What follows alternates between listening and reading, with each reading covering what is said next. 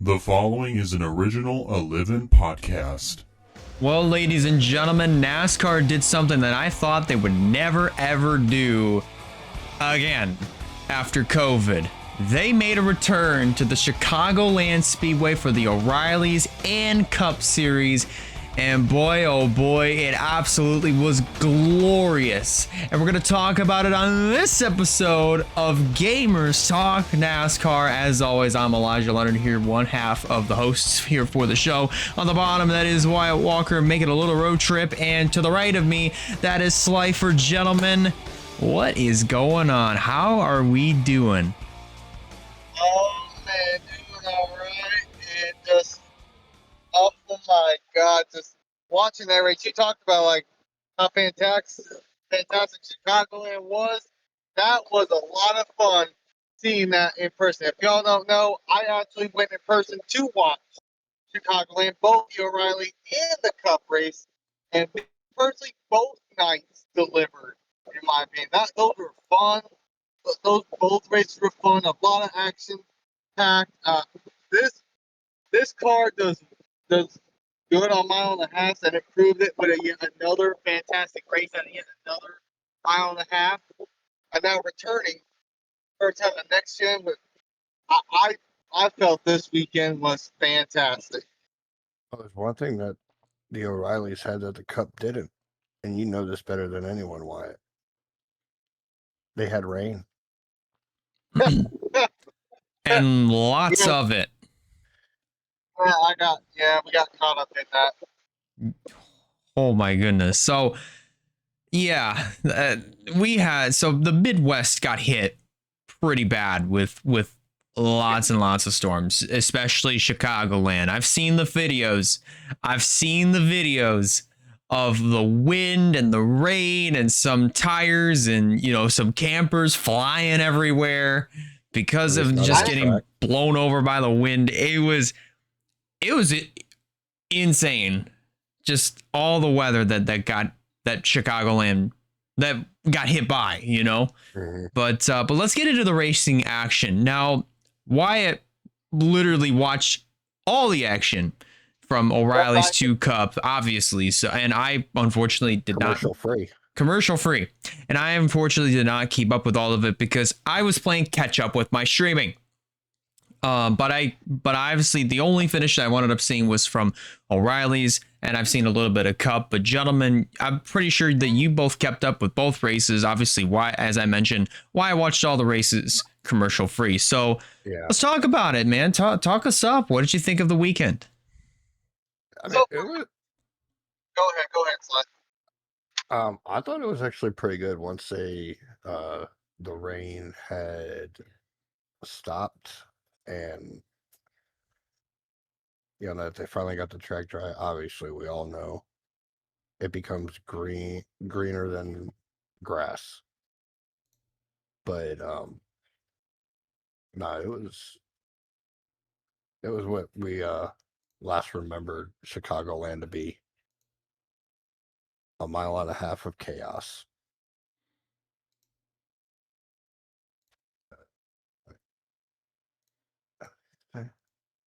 Well, I thought Wyatt would have had something to say, but now he's... He stopped. He'll say his in a minute. He'll say his in a minute. But the Cups, but on the Cup side, it was...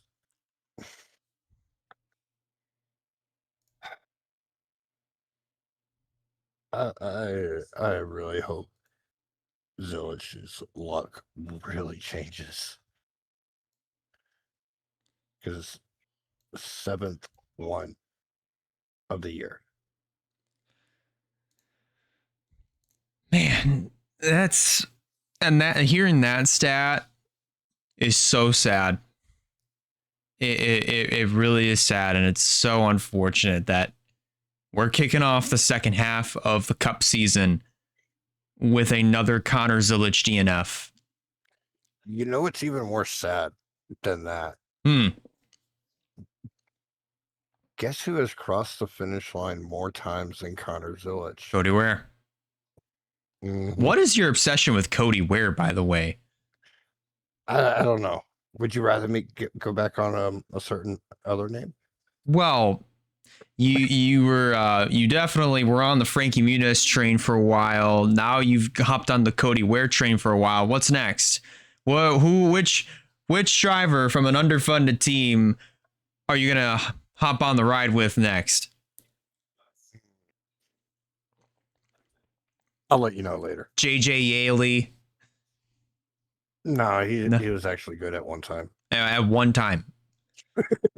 But man, but no, like that's so unfortunate. I mean, going back to Zilich, I hate seeing that because this was a driver. This was a young, extraordinary talent, right? Comes up from O'Reilly's after what should have been a championship winning season, you know, but obviously the antics of the win and you're in playoff system messed up and pretty much ruined that.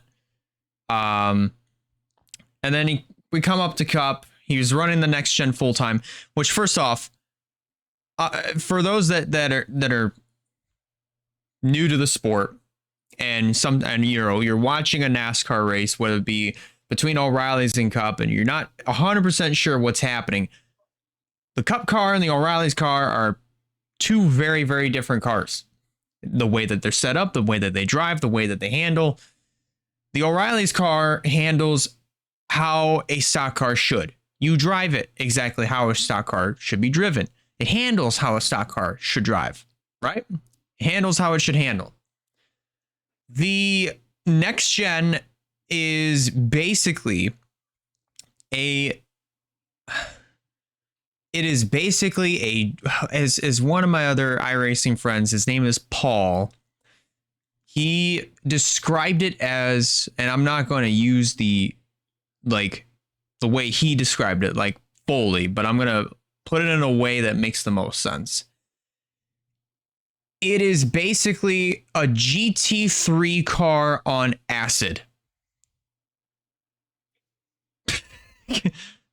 That is basically what the next gen is.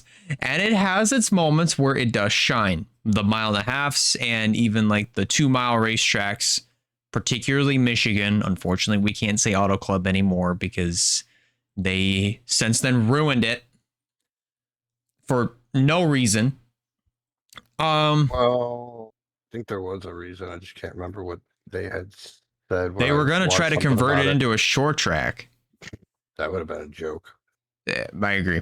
But anyways, like, unfortunately, they ruined Auto Club, you know, for their little antics. And then, you know, we got Michigan. So that's another fantastic 2-mile racetrack. And I'm not just saying that because I'm from the state of Michigan. It actually is legitimately a pretty fun track to drive, especially if you're into iRacing. But that car is set up completely different compared to an O'Reilly's car or even a truck. So if you're going from an O'Reilly's car to a Cup car, it's a lot of learning curves. You go from, you know, just from, I don't know how else to describe it. It's basically different from shifting to the way you drive the car, basically. This car is way more stable, and you got sequential shifting. And this, I don't know how to describe it, but going back to it, it's just so unfortunate to see Zilich just struggle as much as he is in Cup. He's a rookie, granted. Rookie of the year winner. Guaranteed rookie of the year winner, but that's besides the point. Yeah. The point being is that, you know, it's just so unfortunate that he's of the luck that he's had this year, and it's just so abysmal, and I hate it.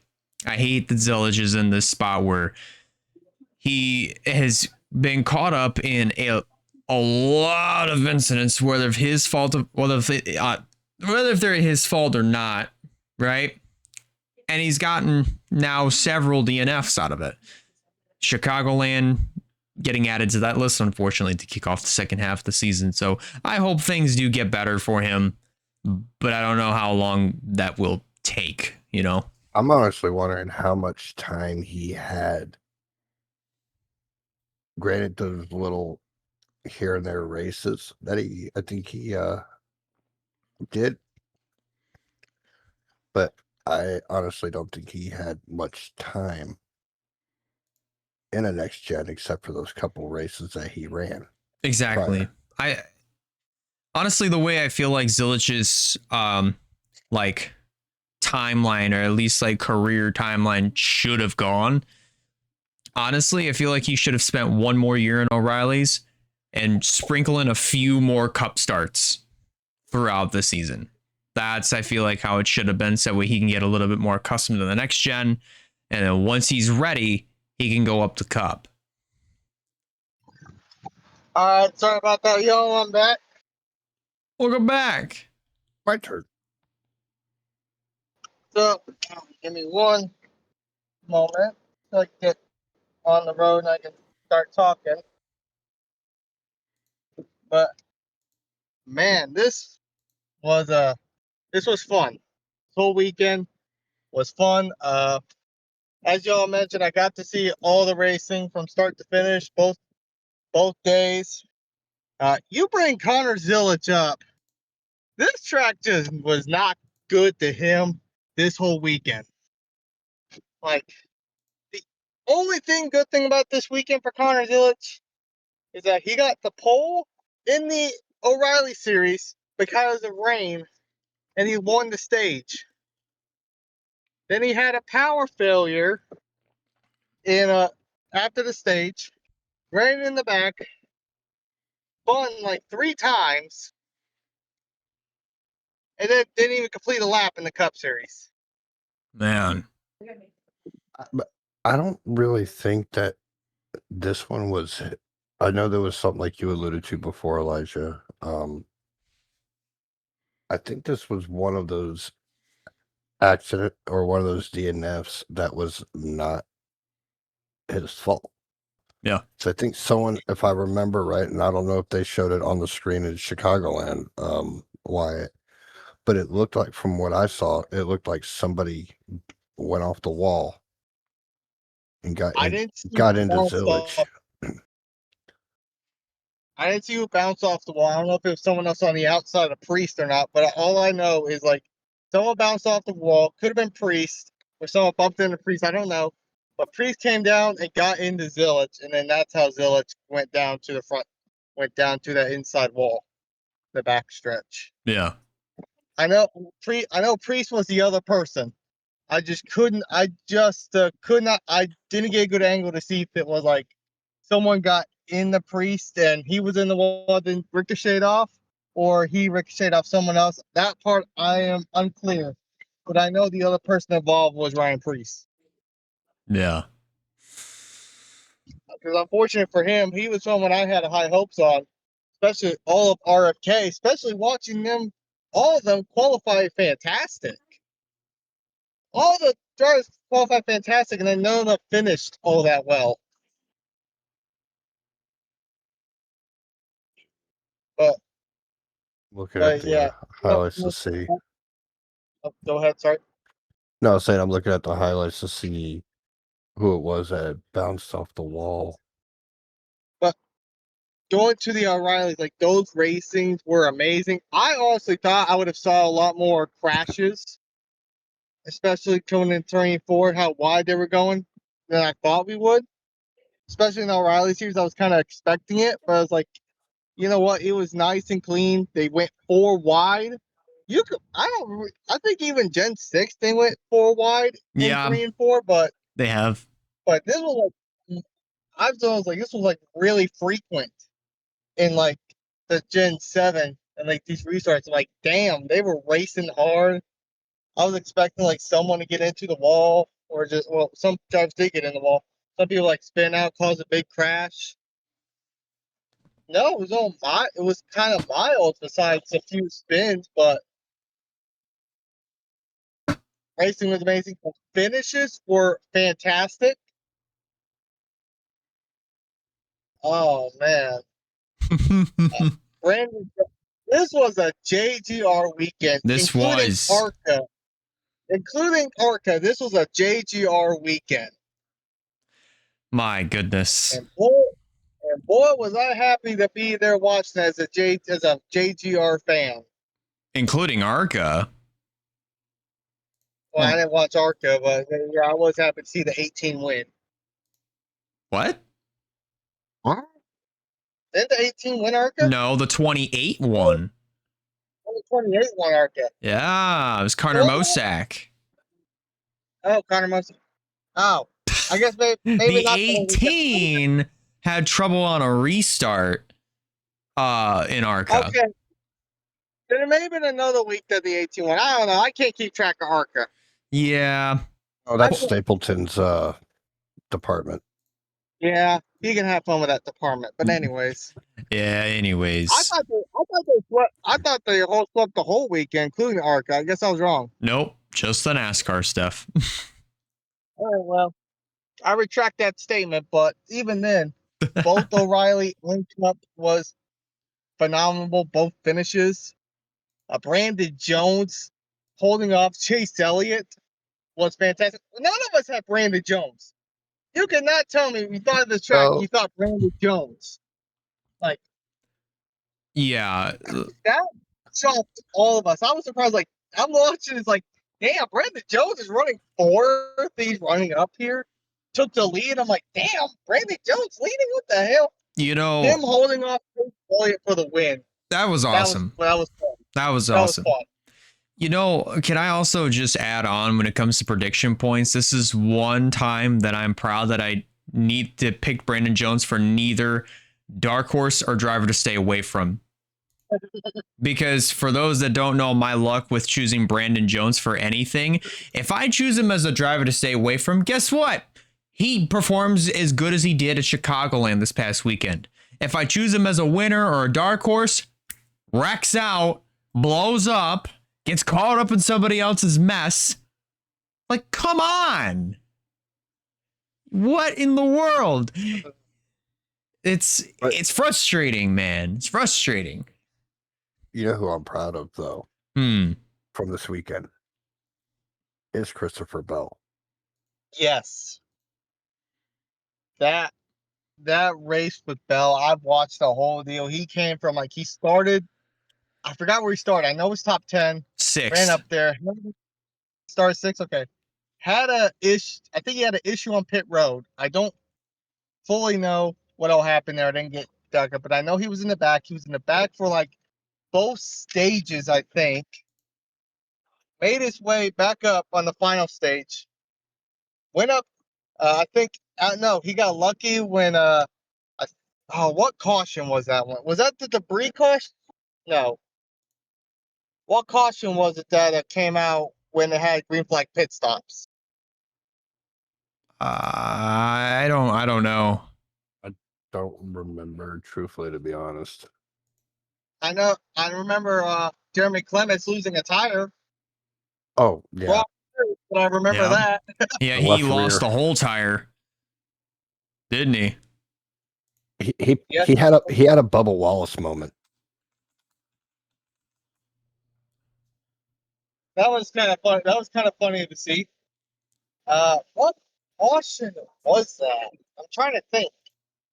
We didn't have a whole lot of cautions in the Cup Series this much. Not stages. Well, actually, we did have a good few. Was it Larson? Which that broke. You talk about prediction points. That broke everybody's. Half of us had him as a winner. Half of us had him as a dark horse. After he spun and got in that grass, he could not get out of last split in the very back of the field. Mm-mm. They even said it, and I know you couldn't hear it being there, but they even said when you get caught in the grass like that, your car will never perform the same. Yeah, you can do all the repairs or whatever you need to, but it will never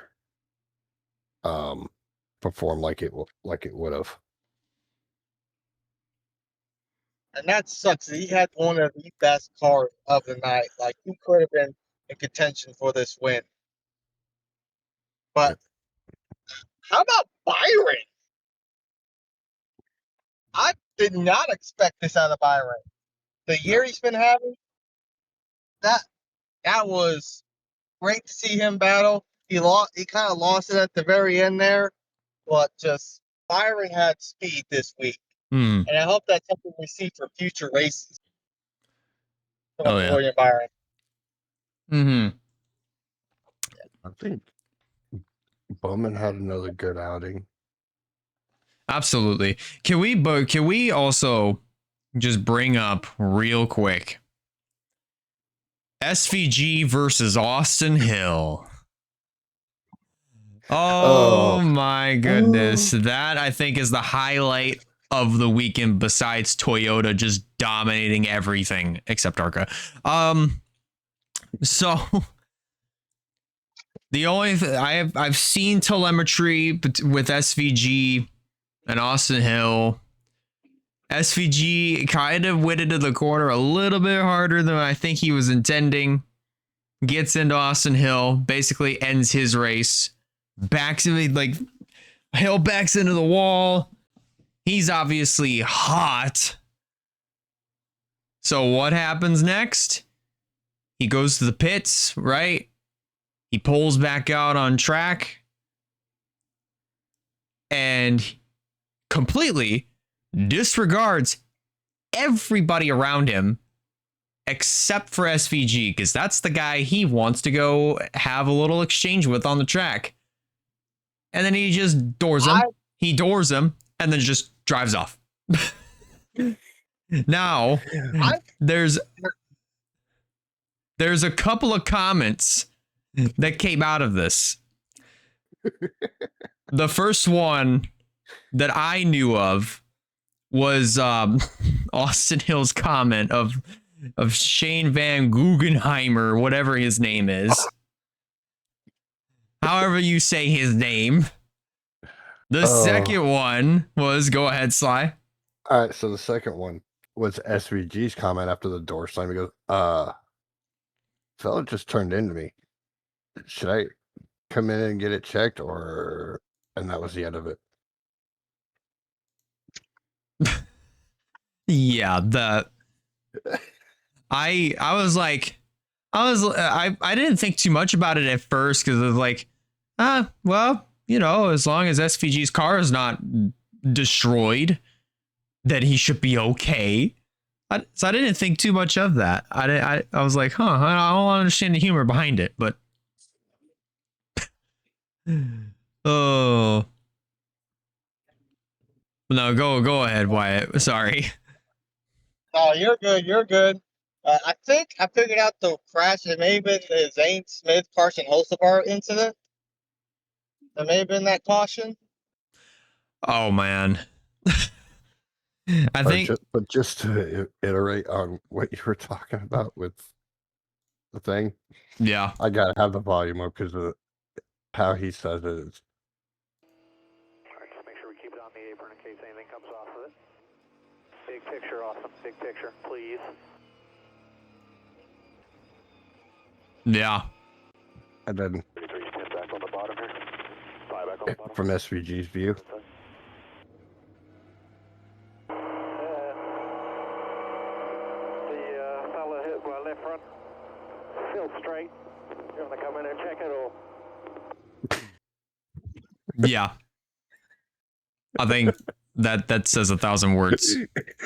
But talking about because I think that caution happened before the SVG Hill incident, right? Between Hocevar and Zane Smith. Yeah. So we're backtracking.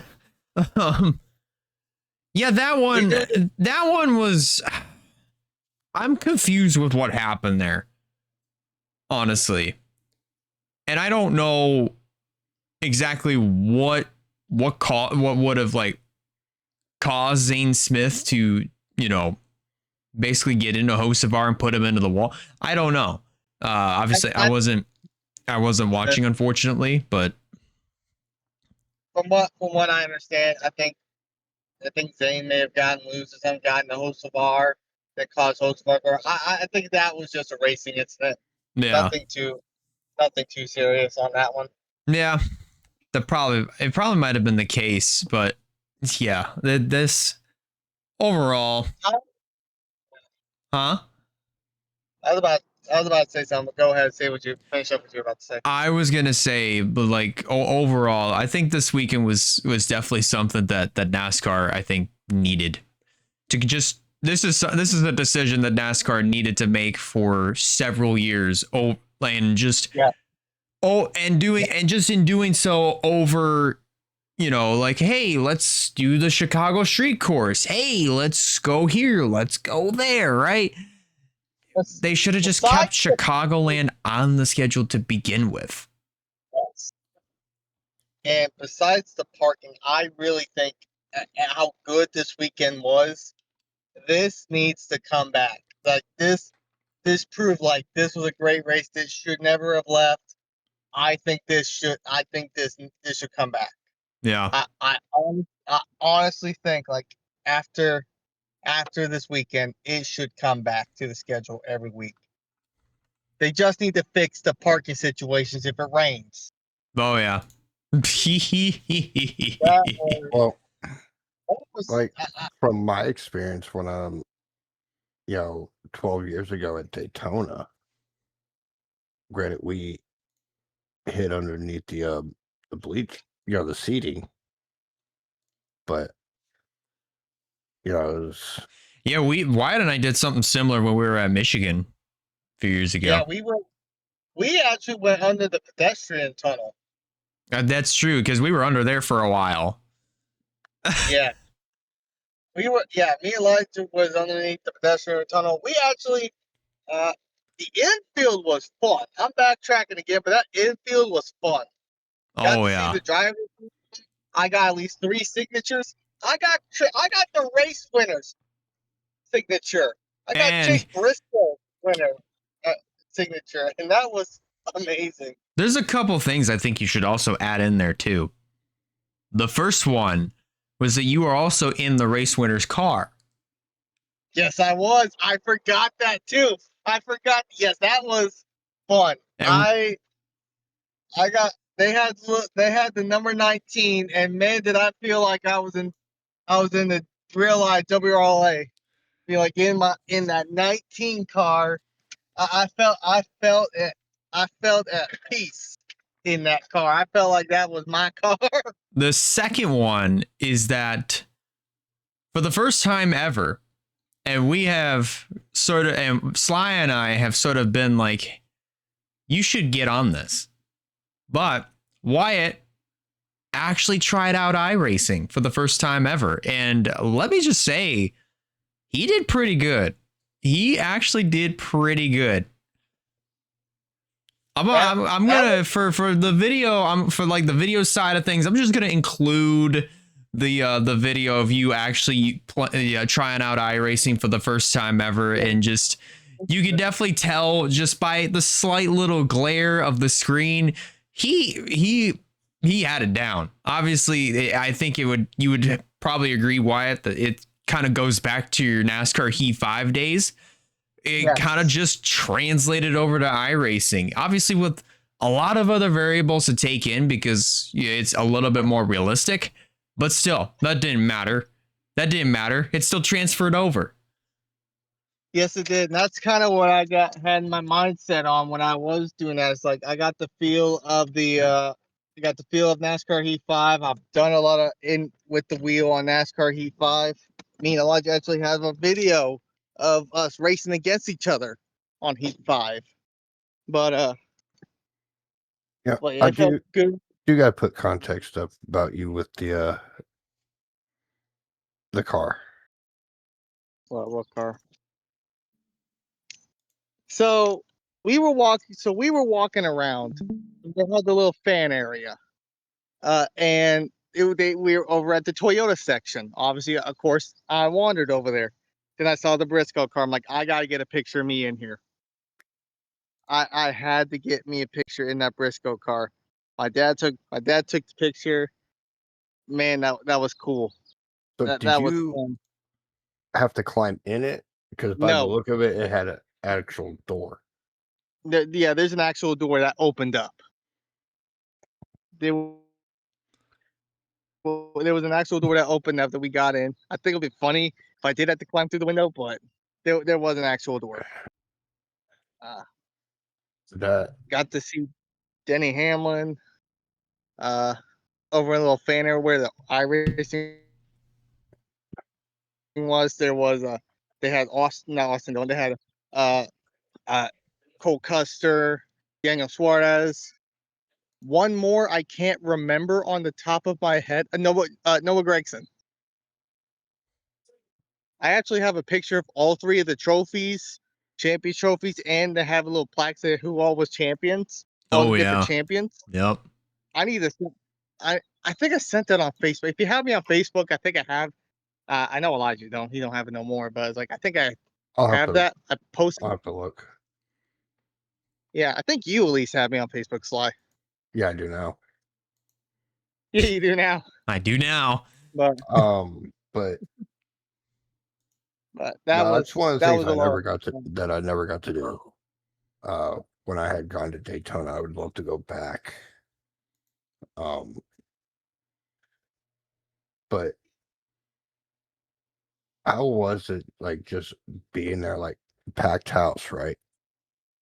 I felt like a race. Well, being What was that? being there, was it actually like standing room only kind of while you were there? You know, like how do, Like the fine standing room. it's packed. Like there was Yeah, no I got lucky with a few of those because, like, with the Briscoe car and all that, I did that on Saturday before the rain happened. I did the iRacing on Sunday, but I got the picture in the car for Briscoe before the rain hit. I got a couple of stuff before that. The, the scenery was fantastic. The we got the walk inside, like uh, in the big area. We were by where the TNT booth was in the garage area, and we saw Dale Jr. I didn't go up there to watch Dale Jr. I was more focused at the drivers' meeting, to be honest with you. And I saw all the drivers. I got I got at least 2 signatures. I could have one hit. gotten 3. Lost. We bought pins. We forgot to grab them, and where we parked was too far to walk. I got Ryan Priest's and Ty Dillon's. I would have gotten Cody Ware's, but he forgot his pin. He forgot his So, Sharpie.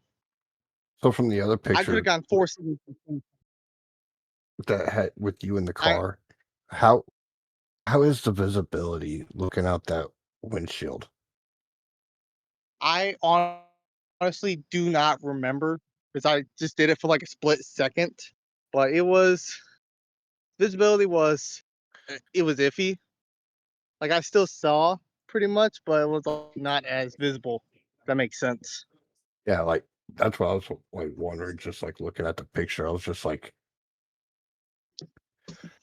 I don't think it would do any justice seeing like on TV when they show from the in-car camera.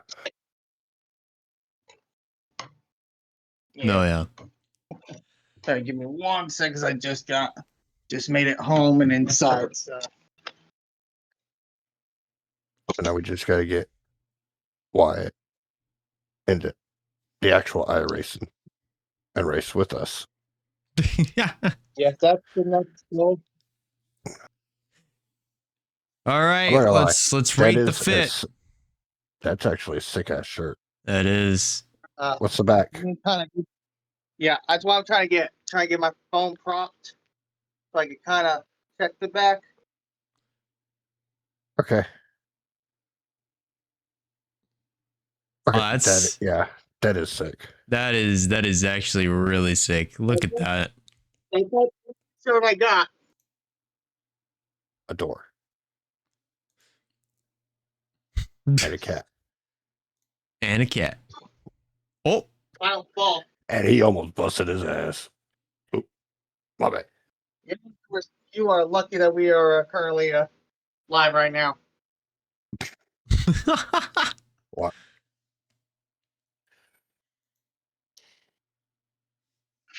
What? Oh, there we go. Cut. Cut this out for me. There we go.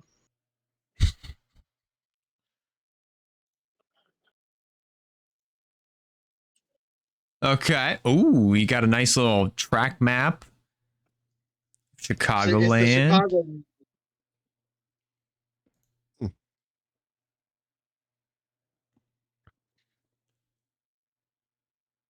He didn't. This was already pre-signed, Yeah. but Well, a it's still his signed signature. license plate. I bought this the same time I bought this shirt after the race. I'm like, man, Briscoe won. I gotta get a shirt. I'm like, I saw this. I'm like, you know what? Let me get a license plate so I can put it in front of my car. And when I bought it, when I figured out they said it was signed, $8. I'm like, I'll take it. That's a steal. That is Yeah, a 'cause steal. That's what like a lot of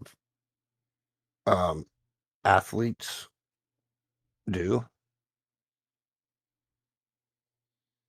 So I got this hat at Target. I'm like, well, I want to get a hat, driver's sign, patriotic Mhm. hat, especially in sports. So like, I bought this at Target, and I got signatures. You know, I do want to bring something up about one of the signatures, and it was actually kind of funny when we saw the picture of the signature. Oh. It was the one when you showed us the Ryan Priest signature. Next thing you know, he is out. It's the wall. Oh man, that. I'm like, He was dang, the first it's Wyatt's driver's meeting WRLA luck. It strikes again. Crazy. But no, that Of course, I got to get me a bell hat. Come on now. yeah. I love. It's one thing to watch it on TV, but damn, it's another thing to be there live. Exactly. And if anything, this is one thing. I didn't get much diecast as I used to because I'm a diecast holic. I love getting diecast. I didn't get a lot this year, but there's one I had to get. Can y'all take a guess? Chase Briscoe. No. I think they already sold out Briscoe. Bell. Keep in mind, for this year, I had to get it. Oh man. I feel like you showed it off, but like I can't remember. I don't think I showed this off. I don't know. I may have talked about it, but I don't think I showed it off. I'm out of guess. Oh, yep. Yep.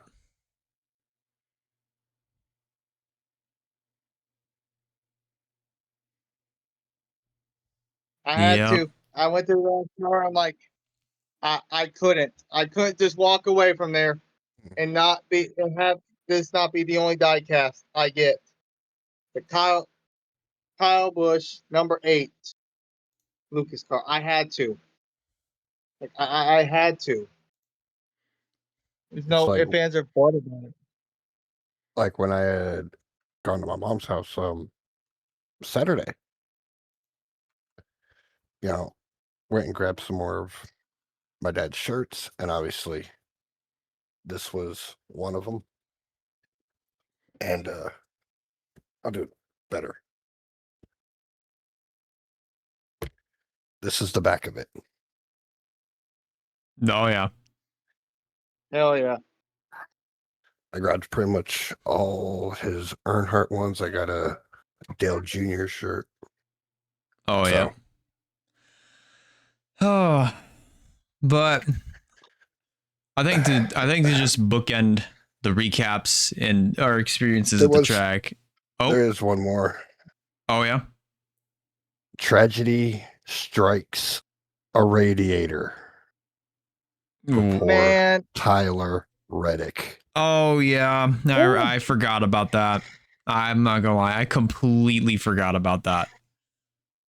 I think that may have been that's what brought out the caution. If I'm not mistaken. I don't know, but that was hard to watch. I'm like, what's going on with Reddick? Finding out he had fluid coming out. They had to throw the caution. Yeah, what it showed on TV was that there was a small little hole at the bottom part of the radiator. Man, that's just wild. But also very unfortunate too, because like now we're really I think this is yeah. What more can you say to what's happening with like Reddick right now? I think this whole I gotta be honest, and I'm pretty sure you guys will agree with this too. Even if Tyler Reddick does put together a good run, at least now, his whole regular season, for the most part, has kind of cracked. There's cracks forming. It's kind of fallen apart a little bit. He has really taken his eye off the ball. He definitely got too comfortable as the points leader. And I think in doing so, he took, and again, I'm going to go back to it. In the process of getting comfortable as the points leader, he definitely took his eye off the ball. And Denny Hamlin, his boss of all people, took full advantage of that, wins 3 in a row in June, and just continues to, show signs of consistency. We're not going to talk about Sonoma, by the way. And then Chicagoland to follow that up. I mean, even at Sonoma, where he didn't run all that well, he managed to grab the points lead away, leaving Sonoma. Not once, but twice. Twice, exactly. But he officially left as the points leader. And since then, and we'll talk about 1 point by 1 point. But we're going to talk about it as we get to Wyatt's segment. That points gap has since then grown. We're going to talk about it later. But yes. With that said, yeah. With that said, let's go ahead and review our points, finishing results. We'll review points in a minute, but we're going to review the finishing results first, starting off with O'Reilly's. This is crazy, by the way. Brandon Jones, our winner, started the race 29th. 29th. It just proves, though, that it don't matter where you start. It's where you finish. Oh, yeah. But he won the race, managed to hold off Chase Elliott in the process to finish in second. And might I add, that Hendrick Car's patriotic scheme on the 88 is absolutely chef's kiss, by the way. Absolutely chef's kiss. Yes, I do like that. I will say I kept getting it mixed up with because Taylor Gray had a good one too. He had a good run as well, bringing his name up in a hat here. But I kept getting him and Taylor car mixed up while watching up there for a minute. It's like they had like similar cars. They're like I kept getting confused. Absolutely. It was like. Yes, continuing on, Jesse Love finishing in the 3rd position, Brent Cruz in 4th, Austin Hill rounded out your top 5. I can't believe that this actually happened, by the way. Finishing in 6th is car 7 of Justin Allgaier. I can't believe that actually happened. I can't believe what I'm seeing. Taylor Gray finishing in the 7th position, Sam Mayer coming home in 8th. Cole Custer finishing in 9th, and Connor Zilich completes your top 10. Continuing on here from positions 11th on down to 20th, it looks like this. Carson Kvapil, Nick Sanchez, Sammy Smith, Parker Retzloff, Harrison Burton, Sheldon Creed, Dean Thompson, Garrett Smithley, Corey Day, and Jeb Burton. That's your top 20. I'm going to say this. I didn't get a chance to mention it, but I talked earlier about how Connor Zilich's day, his whole weekend has happened. Them having been causing 3 cautions.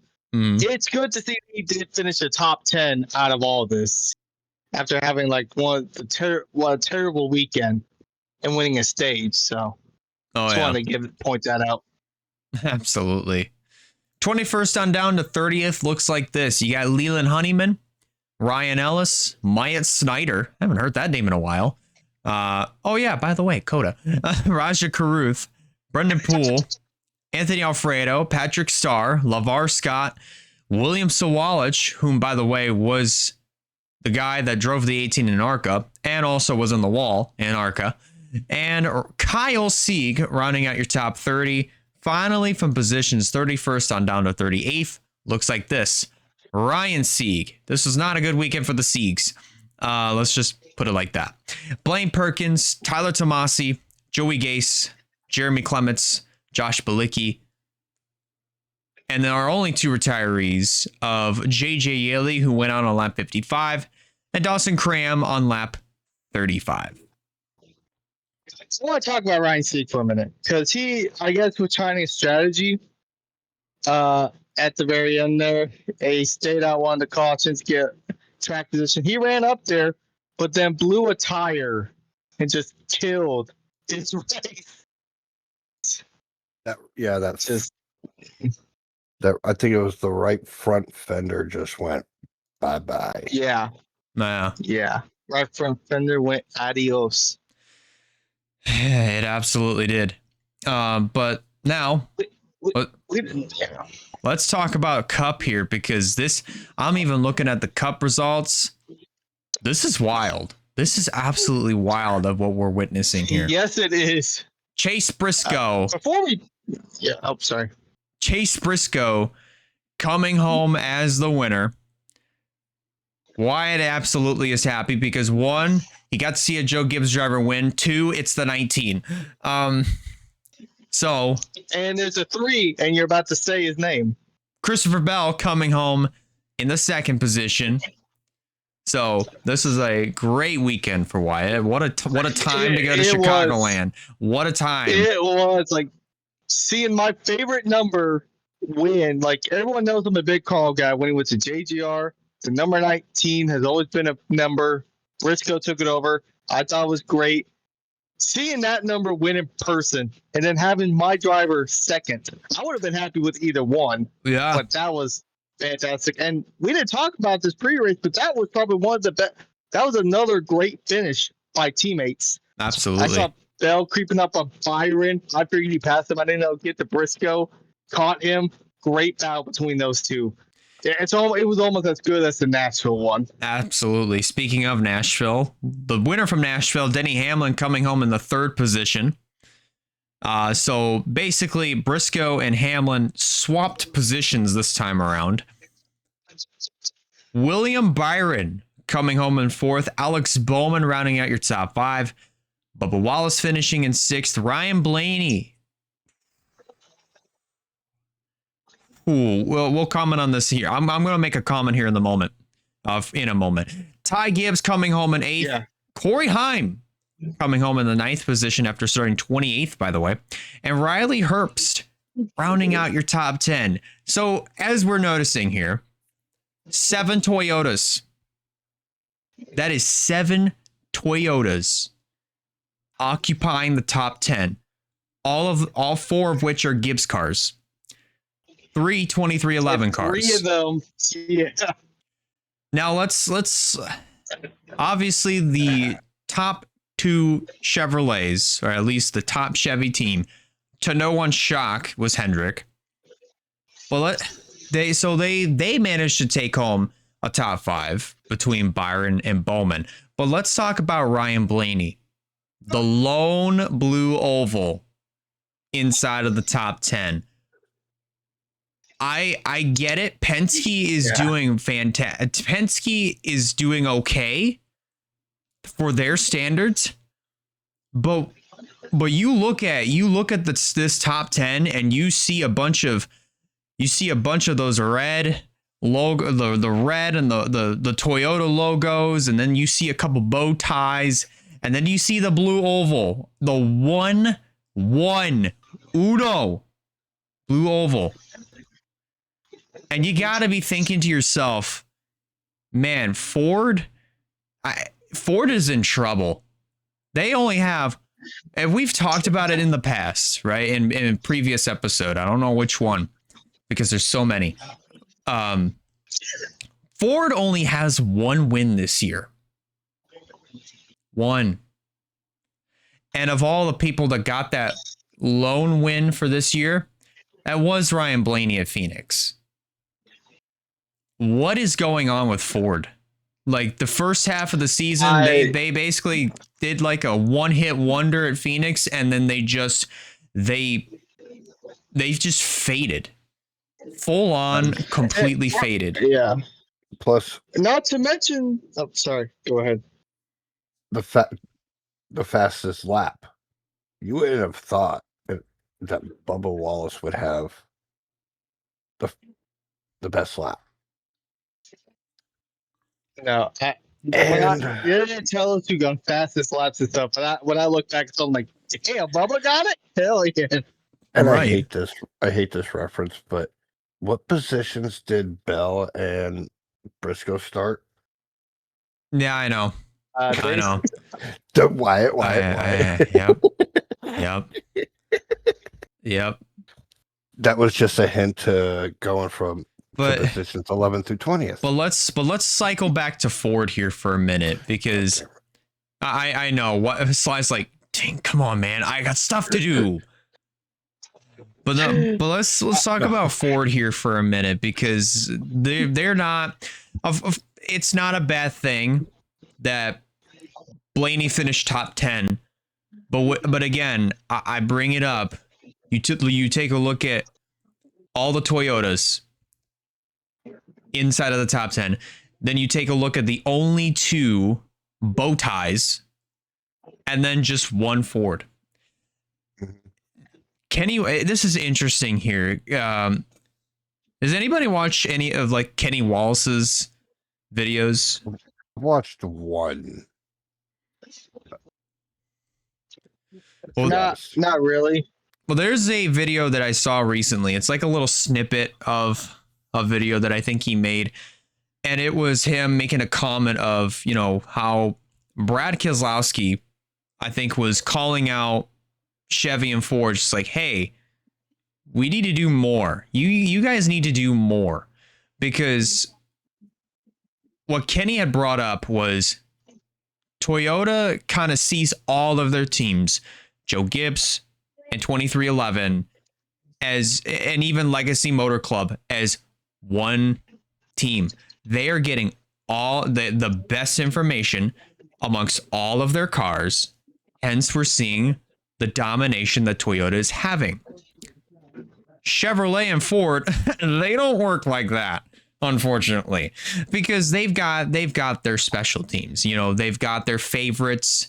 You know, you've got your Hendrick team for Chevy. You got your Penske team for Ford, and they're doing good. They're running pretty much right where they normally would be.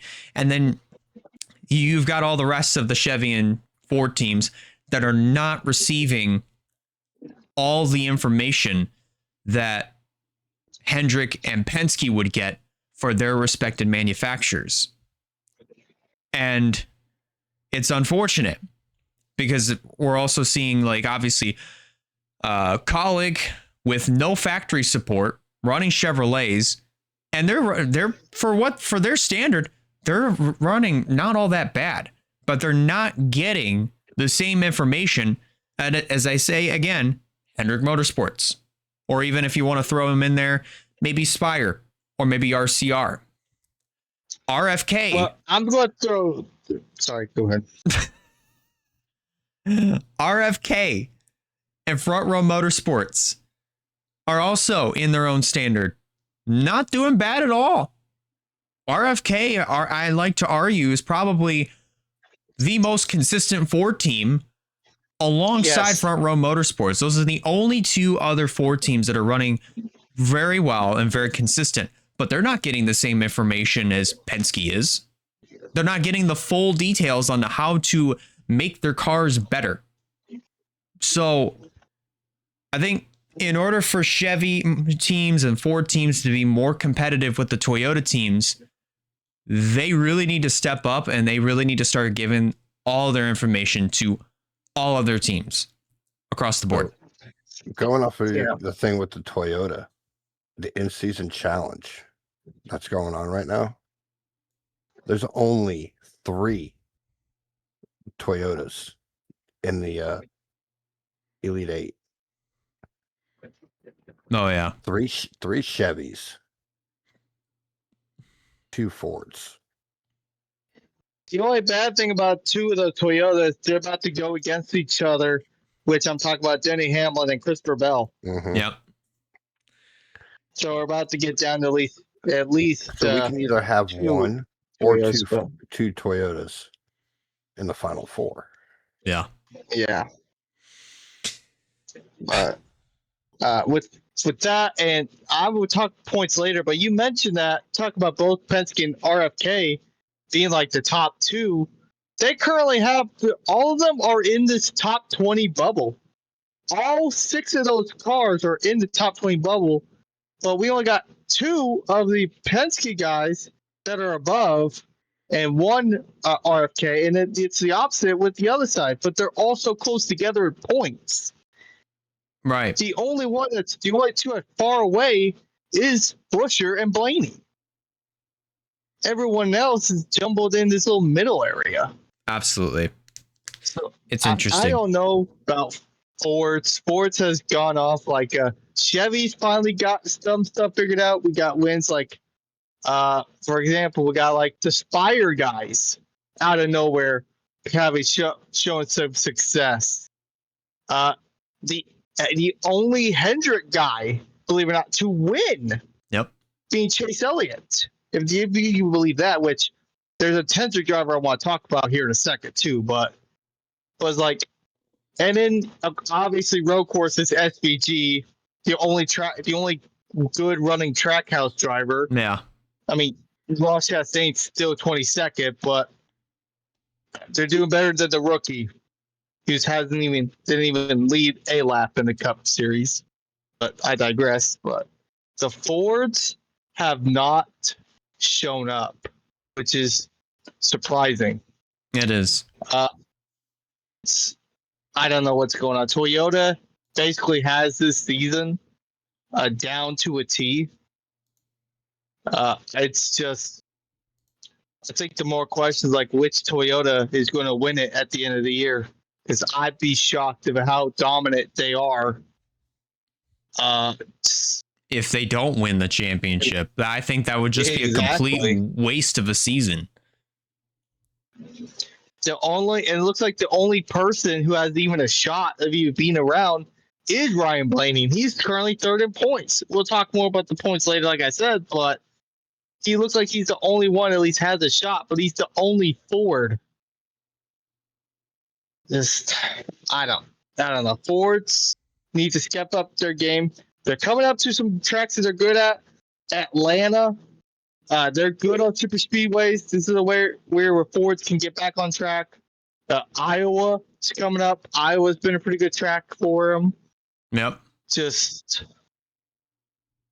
see if I can pull up a bunch of more tracks that I can see. But they got a few tracks coming up where they dominate. But this season, you know what's funny?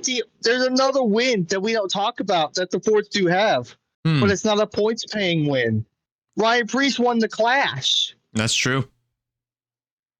Right, those are the only 2 Ford wins in the Cup Series. Yep. And it's just crazy to think about, like, how Fords. I'll give one more track. They actually dominated this race last year, surprisingly enough. New Hampshire with Ryan Blaney and Josh Berry. Yeah. But I don't know. Fords need to figure something out, and if not, then they have to figure it out for next year. Want to give a shout out real quick. We talked about negatives about Fords. How about we talk about a positive on a Chevy? Yeah. Alex Bowman, the previous defending winner of Chicagoland, got a top 5. Absolutely. A much needed top 5 for Yes. Bowman. That after all that's happened to him, that's a much needed race for Alex Bowman. Absolutely. All right, continuing on. 11th on down to 20th looks like this. You got Chase Elliott, Joey Logano, Austin Cindric, Daniel Suarez, Eric Jones, Todd Gilliland, AJ Allmendinger, Ross Chastain, Chris Buescher, and Ty Dillon. That is your top 20. 21st on down to 30th looks like this. You got Brad Keselowski, Carson Hocevar, John Hunter Nemechek, Austin Dillon, SVG, Ricky Stenhouse Jr., Noah Gragson, Zane Smith, Michael McDowell, and Cody Ware. That's your top 30. And finally, from positions 31st on down to 38th, looks like this. Cole Custer, Ryan Preece, Josh Berry, Kyle Larson, JJ Yaley, Tyler Reddick, and then finally, the only 2 retirees of the race, Austin Hill, who went out on lap 47, and Connor Zilisch didn't even complete a lap. Not a single one, which is shocking and what sucks for Connor Zilisch, who needs like experience on these laps, especially as a rookie. I don't even know what to say. Yeah, but I think in a few moments we are going to go to my segment. Let me pull this up real quick. Here it is. All right, that would go to my segment of all the damn points. I alluded to this earlier, but we still have. Elijah alluded to this part, but I'll allude to some of this other stuff I mentioned. But top of the board for. Oh wait, I forgot. I go to series first. Bear with me, y'all. I think I still got racing on the Chicagoland the brain, And all I'm that just burnt not really rubber and here. gas and all the that fumes stuff. from the gas. Yeah. Hey, it was still pretty cool to see in person. Oh, Definitely might return to next year. But top of the maybe. board for the O'Reilly Series. Justin Allgaier still top of the board. The only driver locked in. And there's something. I need to grab my phone again so I can do more math. But I just went and looked up some stuff that I thought would be pretty interesting. We got Jesse Love. I forgot to mention he's up by 415 points. Jesse Love, 220. Corey Day, 191. And this is a cluster together. Sheldon Creed, 190. As I mentioned, Corey Day was 191. Only 1 point between those two. Austin Hill, 160. New season winner this year. Brandon Jones, 150. Those, I'll even have Carson Koppel in this, 147. They are all so close together in points. This is third through seventh might get jumbled up if they keep having great races. Sammy Smith, in eighth with 119. Parker Retzlaff, 73. Sam Mayer, 66. Taylor Gray, 52. And Brent Cruz, only up by 44 points. And we have a big gap between 12th and 13th, y'all. 44 points between Cruz and Sawalich. This is gotten interesting. Raja Caruth down by 48. Ryan Preece, 75. Anthony Alfredo, 136. Brendan Poole, 161. Dean Thompson, 183. Clements, 202. Harrison Burton, 211. Jeff Burton, his cousin, 212. They swap places. The Burtons are between each other by 1 point. Yep. And then Blaine Perkins, 273. And I asked this question beforehand. Oh wait.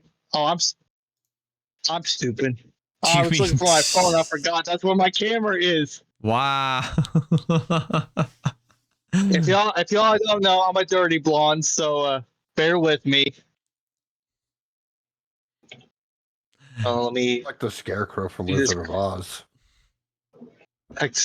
Wizard of Oz. Screw you. But no, like So with these points, so we're like now, since the points number have changed, like with Cruz and Sawalich, from everyone on down, where do you draw the line now of no chance of even making an attempt? well, that answer. Well, here's your answer to that question. So let me do a little bit of math here. Right now, with races to go, who are mathematically still able to be in this race, if they're able to win and be perfect score the whole weekend, perfect score whole weekend. We have 4 races left in the O'Reilly series. That is 304 points. Mathematically, all the people below the cutoff are still in it. But me personally, 4 races to go, I'd say it's a stress to even put Ryan Sieg in this. Right. I feel like Alfredo down are out. I'd say feel like 100 points. There's barely a chance. Pretty much 15th is. We're That's it. barely even pushing 15th. Yeah, we're barely pushing 15th. Unless something happens to like Taylor Gray, Brent Cruz, bring that number down. It is hard to say. I mean, if you Mathematically give speaking, Brent Cruz a different gearbox, no. but I could say mathematically though, it's actually from LeVar Scott, who is 307 below the cutoff, and down is 25th of points, are mathematically eliminated from making the chase in the O'Reilly series. But here's also why I'm bringing this up. Jesse Love might have a stellar day. Yeah. I think the O'Reilly series might be starting to get some of their drivers locked in by next few weeks. Yeah, I think if Jesse Love has a good outing, I think he'll be the second one. I think he'll lock it next weekend. Honestly, if you really think about it, because I'm doing this after next week. After next week, with only 3 races left, it's now 228. If you have more than 228, you are locked. I'd say you're locked in. Jesse Love could easily get locked in by next week. I would agree with that. If he plays that right. He's only 220. He's 8 points. He just needs 9. And Jesse Love, he will be locked in next week. Yeah, by next week. But it is a super speedway, so that's going to be interesting. Depends on how that goes. But yeah, I think I'll also go ahead and add in here. With Brandon Jones, I want to talk about him specifically because of that win. I think if we look at the last edits, he went into Chicagoland, if I'm understanding this correctly, 8th in points, right?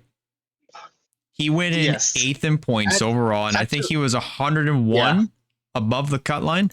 This win helped him. believe so. This win helped him. Jumped up 2 spots. He's in a little bit of a better position. So I think he'll still be able to perform pretty consistently. That's keeping fingers crossed here because we know Brandon Jones luck like there's no tomorrow. But I think that should be a good confidence booster for him going into Atlanta. Granted, obviously, the win and you're in thing, thank God that's been done away with. I'm going to forever say that to the heavens.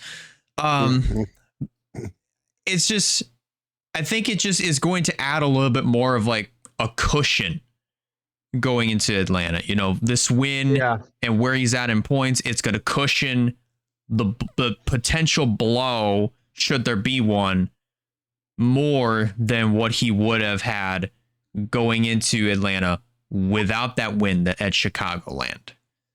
Carson Kvapil, I think, is also really starting to come into his own this year. I mean, since now he's going to be with Junior Motorsports for the rest of the season, I Thank God. God. Yeah. The only thing I'll also add on here is that I think pretty much the conversation for like who's gonna get into the chase, who's fighting to get in, who's fighting to stay in, is still gonna be within that Retzloff all the way down to long shot Ryan Sieg area. Yeah, right within agreed. that area. Anthony Alfredo, I think, is making ground, but I don't think it's going to be enough. But if he does, it's going to come it's going to come close. He would have to really pull out a lot of great runs starting at Atlanta. But even then, after this race, a bunch of these guys are going to still be mathematically involved, but realistically, there's no way. Even if you look down to Jeremy Clements on down, or even go up higher, Brendan Poulon down, there's no way. There's no way that they can make up 4 to 5 races worth of points in four races. There's no way. Absolutely no way that they can do it. Because I know from that I've seen is that Quapple and Caruth do better when they're in their original cars, the 1 and the 88. Here, I will do a small little argument there. Quapple has done pretty well in the 9 car. He's had some great races in the 9. The 91 is 50-50 when it comes to road courses. 91 if I said the wrong number, but I do agree that he's done a lot better in the 1 than the 9, but he's had some great runs in the 9. Roger Caruth, I 100% agree with you. Roger's done a lot better in the 88 than he has the 32, and that's what's kind of killing him in these points right now. He's only 48 below, which he still has a good chance. But at the same time, it's not as good as we want that to be. I'm going to go a little off track, and I'm going to do the same thing I mentioned beforehand. With the Truck Series, we only got 5 races left in the Truck Series. Yeah. So doing the same thing. Right now, we only have 5. We have 5 races left in trucks. Keep in mind the bubble. With that, to get locked in, you have to be over 380 points above the cutoff. That's with 5 races. No one's there yet, but Lane Riggs is close. And if we go back to being 4 races left, 304. Lane Riggs is probably going to be the next driver locked in to any chase. Him and Jesse Love may be the next 2 locked in to the chase. Like, I know 2 different series, but in the chase in general, getting locked in. Yeah. Lane might be next. And we're going to a road course. Oh, yeah. For the Truck Series. So there's a high chance that Lane Riggs is going to get locked in by this weekend to the truck chase. I just wanted to throw that out there before we talk about the Cup Series, which now we're at the Cup Series. As I mentioned, we talked about preview. Denny Hamlin became the points leader last week, is still currently the points leader. Instead of just being 1 point, it is now by 44 points between him and Tyler Reddick. It's still pretty good. Still pretty good gap between those. We got about 7 races left in the regular season. Just to have a little bit of fun. 532 was the goal to get locked in. No one's there yet.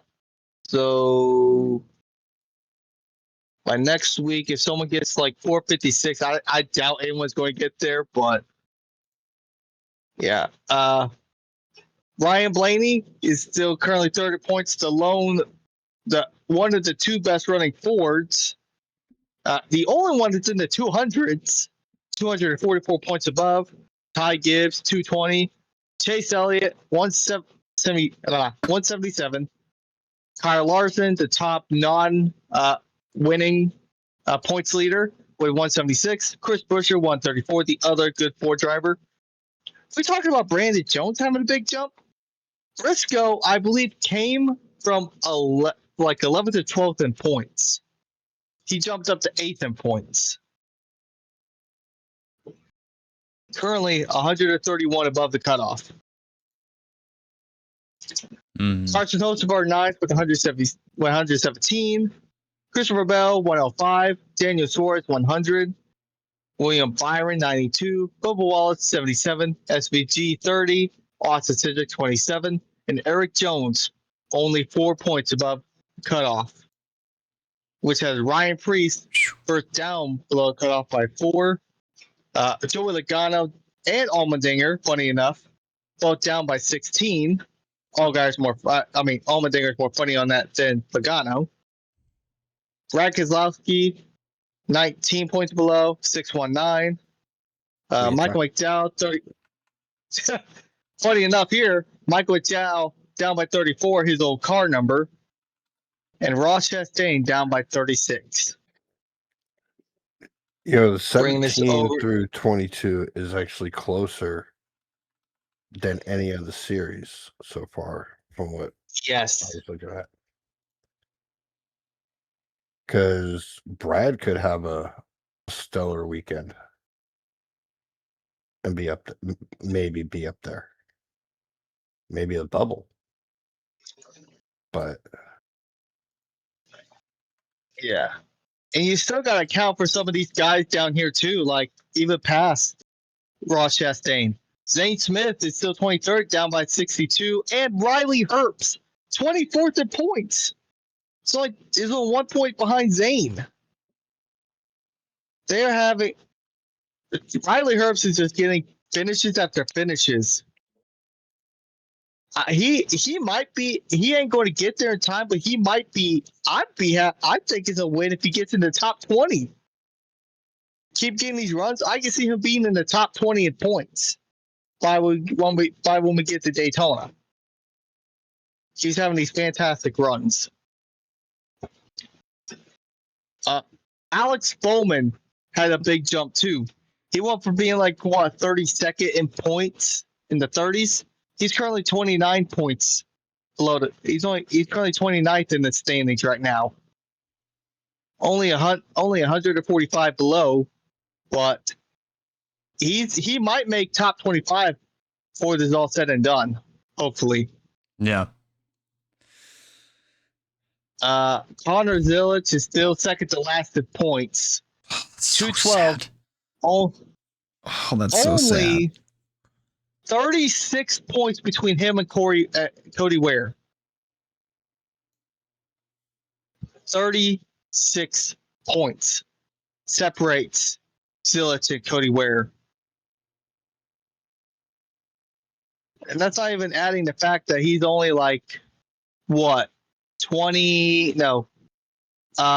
18 points between him and Cole Custer.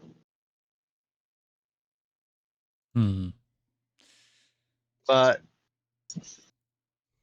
yeah, if Connor Zilic gets behind Cody Ware in points, that's concerning. Yeah, no, it's that.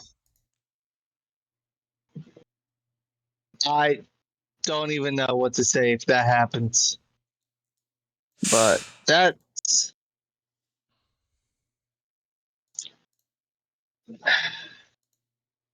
But yeah, I think the Cup chase is getting interesting. It's close too. We talked about we talked about it last week as well. From that way, it was a week before. I can't remember, but I argue from Briscoe. I'd say now Briscoe up might be safe these next few weeks.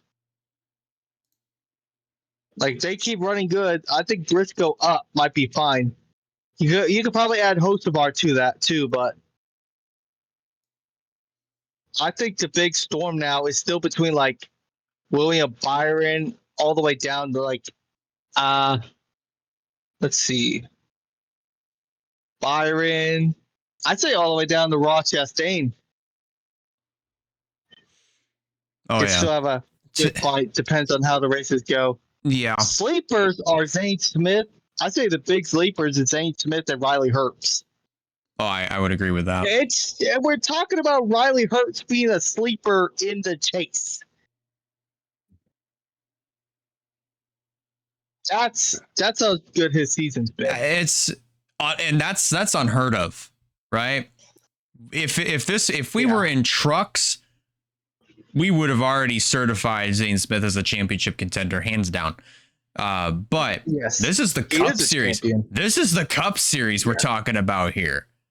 Like this not only shows where Front Row Motorsports is at, but this also shows where Zane Smith is at as well. I think this is his third or fourth season in Cup overall. I think this is third. Yes, His third. season. Okay. So, but you look at what he's been able to do this year, and this all really started at Charlotte for me, was when you started seeing him running up front and he's leading laps. He almost won stage 1 of the 600, which was, I was like, okay, all right. Zane Smith, Front Row Motorsports, they're going somewhere with this 38, because for a little while they had the 34 up to par, and then they put Todd Gilliland in it, and it kind of just fell a little sour for me. Not that Gilliland was, any less, was performing any better or worse. I mean, I want to put that out there. But Zane Smith, I think, was definitely the perfect candidate to take over the 38, and he's showing why. The speed that this 38 team has had over the last few weeks is really showing, and it's so unfortunate that he is not anywhere on this sheet, at least right now. He probably was in the past, but not right now, and that's unfortunate. I think he was even up to like, I don't think he was at the cut line, but he was at least like in the top 20 on the sheet as well. But he's currently the highest front row in points, only by 15 points between his teammate, who's, to mention, Todd Gilliland's only 25th in points, which isn't too bad. Yeah. A tough break for their teammate, who's currently 30th in points, only 180 below. But you look at the front row has been pretty good. I think it's more of a shock to see Riley Herbst that we talked about maybe being a chase contender than Zane Smith. It's what a time. What a time. Yeah. Crazy year. Speaking of crazy stuff. Definitely. Yeah, now let's go to our GTN points, which a little bit has changed. Sly is still the points leader 2 weeks in a row, only by 1 point, 2 points, I correct myself, over me. And then I'm only ahead by half a point over Stapleton. And dead last by half a point is Elijah. That stupid half point is the difference maker right there. Because like Stapleton and I got the same amount of points. It's the stupid half point. No, Stapleton insists on keeping it so that way he can either win or lose by a half point.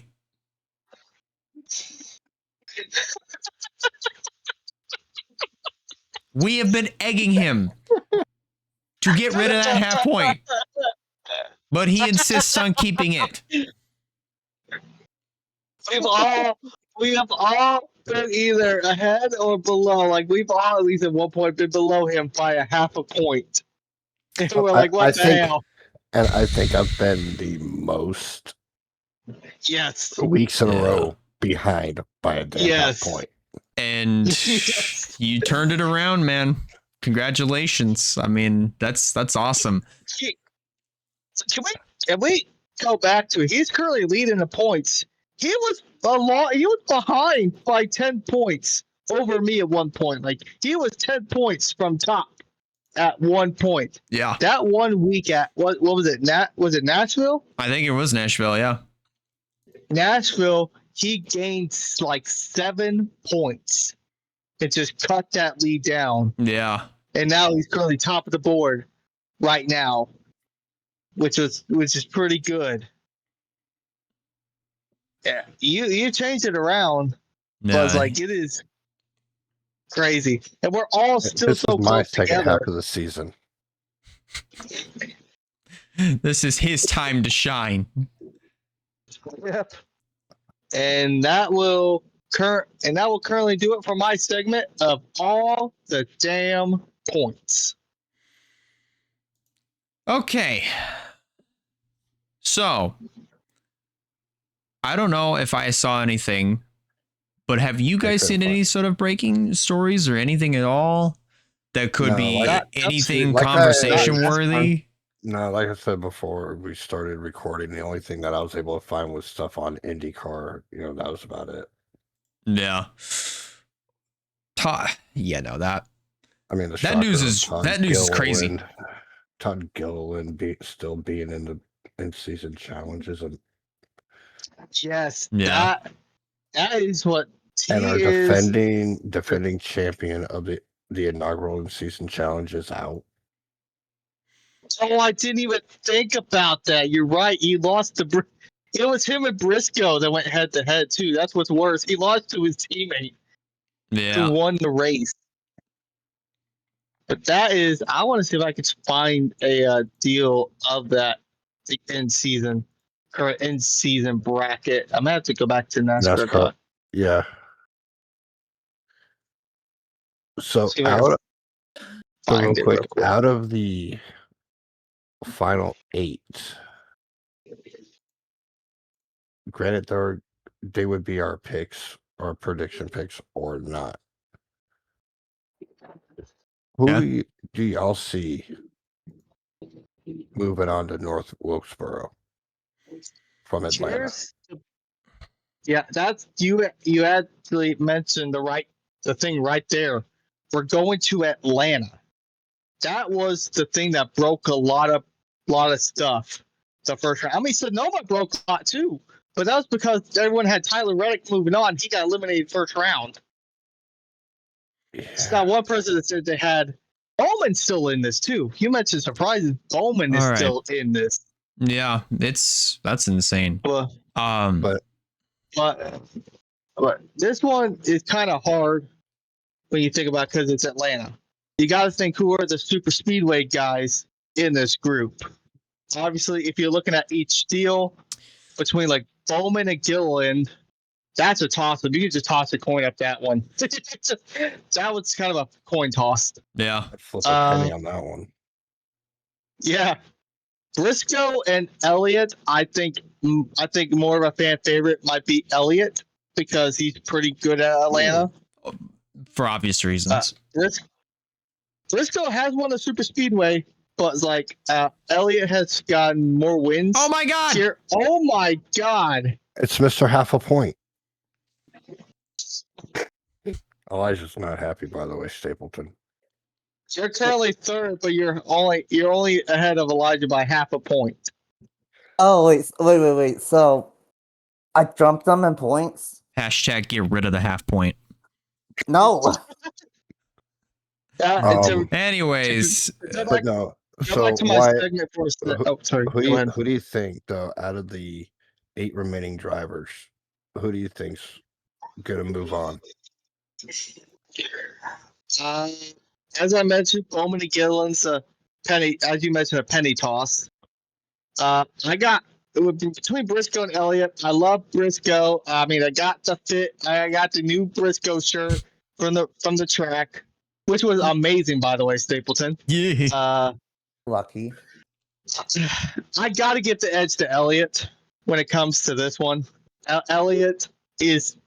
You think of Atlanta, you think Elliott. Elliott has I think he has only 2 wins at Atlanta, both at the new configuration. It's hard to not root against Chase Elliott when it comes to Atlanta, unless he wrecks. Yeah. I'll save this one for last. Byron and Blaney, they both. No, Blaney's never won at it, but he's as good at super speedways. I feel like Penske's been down, but I could give the super speedway edge to Ryan Blaney here than Byron, despite him having a win or two wins here. I could trust Blaney this year than I could trust Byron. Yeah. I gotta give it to Blaney. This one hurts me trying to decide Hamlin and Bell.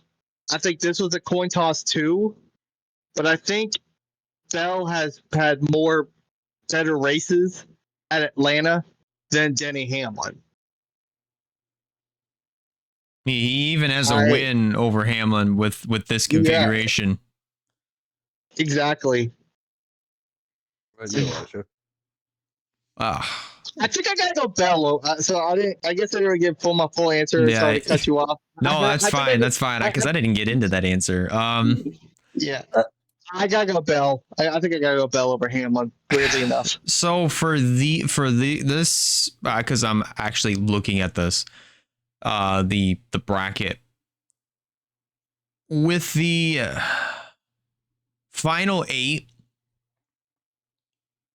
as far as the Hamlin and Bell seeds 2 and 10, I would also have to agree with Christopher Bell too, given his win that he got last year, in the spring, at Atlanta, of course. So I'd put him into moving on. I'd also this is it is also kind of tough here with Byron and Blaney, because Blaney is actually pretty damn good at super speedway racing, but Byron also has a win in Atlanta with this configuration. 2 wins, if I'm not mistaken. I think 2. I would have to agree. I think it is 2 wins.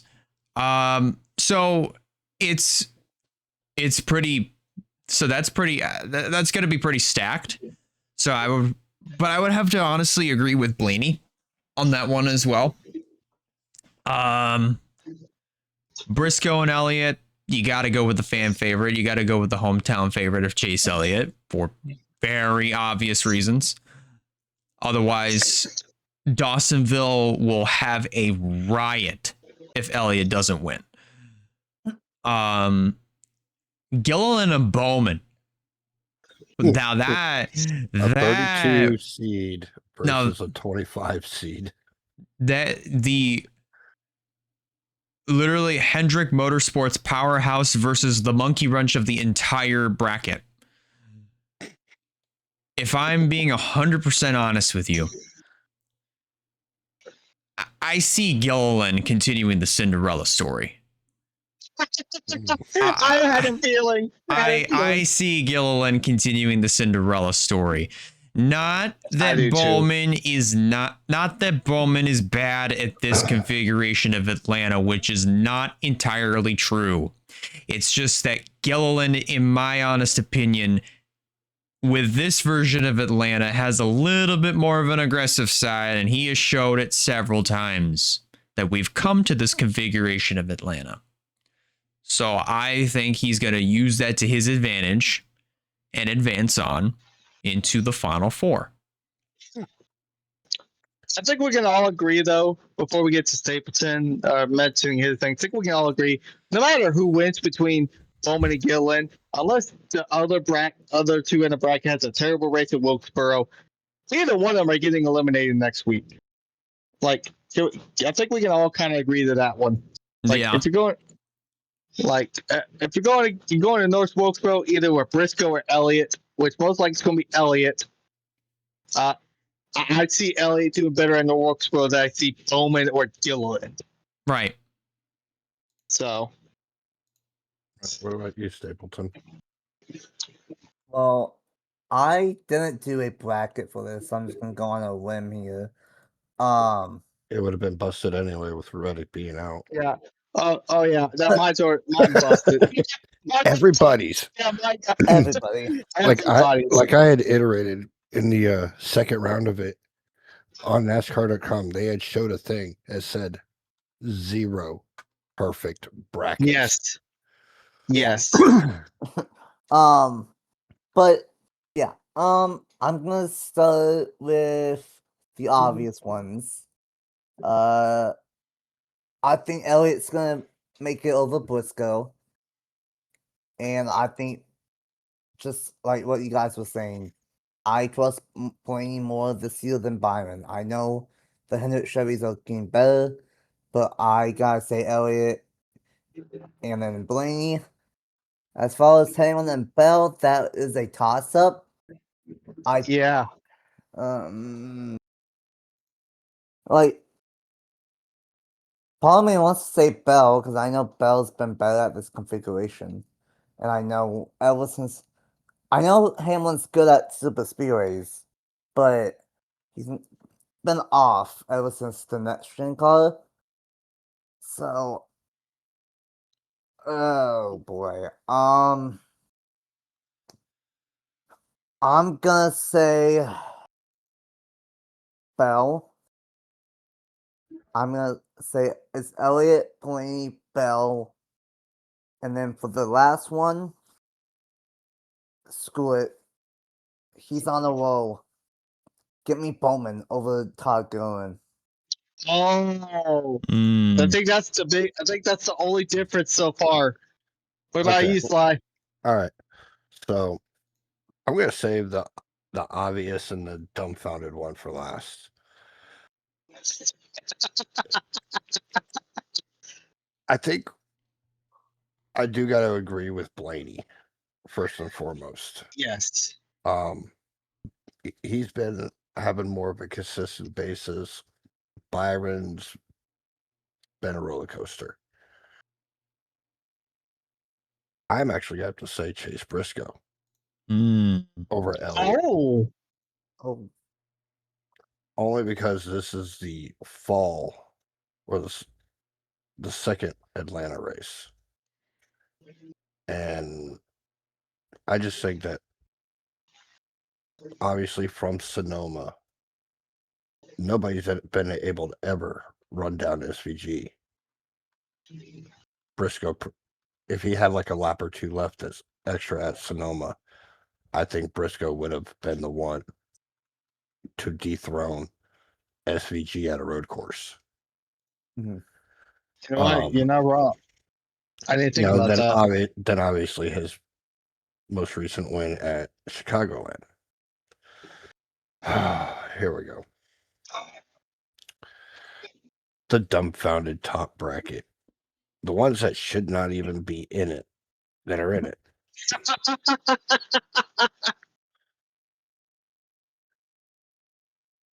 He's been showing a lot of improvement since coming back.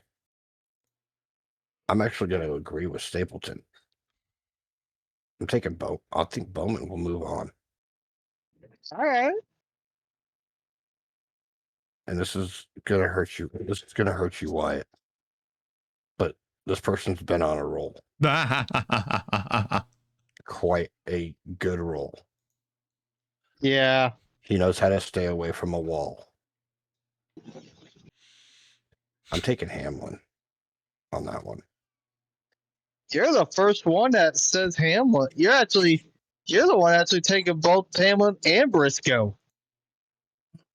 Mm-hmm. How about that? By the way, Steve, to go back to my segment, current point standing for GTN. Sly's top of the board with 75. I'm 73. You're 72.5, and Elijah's 72. okay. Why? Did you really have to sprinkle that salt on the wound? Wait, what? Huh? What? No, I just wanted to catch him Stapleton on that since Okay. he's here. But So What is it, Elijah? All I said was okay. Like, Okay. mm-hmm. So I What? think that there's no Oh, freaking Okay. Look, I would have gotten more points if Carlos didn't spin himself out in the car. Okay, no. We I'm all sorry. would have gotten points. I'm sorry. I'm gonna go on a rant. If the stupid next gen car was not so low to the ground, and where Lawson spins out, blows a tire, ruins the underbody, and it's like, oh, the perfectly fast race car is destroyed now. A top 5 car is destroyed. That's happened so many times to Lawson, but he would have, he could have won. He honestly could have had a shot to win last night. But no, the stupid I do damn agree on next that. gen, the stupid damn next gen car sucks so bad that if you spin out, the race is over. Don't get me wrong, I'm happy for Chase Briscoe. Yeah. I'm an Indiana guy. He's an Indiana guy. He's probably my 5th or 6th favorite guy because he's Indiana. So I'm okay with that. Okay. But Lawson should have had a top 5 because of the stupid next gen car and the stupid underbody. So let me ask you this then. That's exactly what's going through Stapleton's mind right now. But let me ask you this. Say if Larson had the type of season that he had in 2021 with the next gen car, what would your thoughts be of the next gen car then? Oh, okay. For example, if what happened to Lawson last night happened to other people, I would still be pissed. I would still think the next gen car is terrible. I thought you would have been like, well, if Larson was doing great, then oh my goodness. Oh no. This is a great car. Oh no. Please keep this car for another 10 years. No. I might be a Lawson fan. I'm happy when he wins, but if he doesn't win, or like if he doesn't win, then I will just be like a NASCAR fan, and I will point out of how ass this next gen car is. It does good on 1.5 miles, though. It's very contradicting. This car is very contradicting. Yeah. I hate of how it was meant for the road courses, right? Yeah. And it's terrible at them. But it's good at the 1.5 miles. And it's bad at short tracks sometimes. Short tracks are hit or miss. No force pull, I think was good with the repave, but I just hate all the problems it has. For like, if you spin out, you get stuck in the glass, and then you drive around with a flat tire because they can't push him around. Well, like I don't know why Wilson didn't just drive backwards on pit lane because pit lane was already closed. Like that was saved. That was saved it.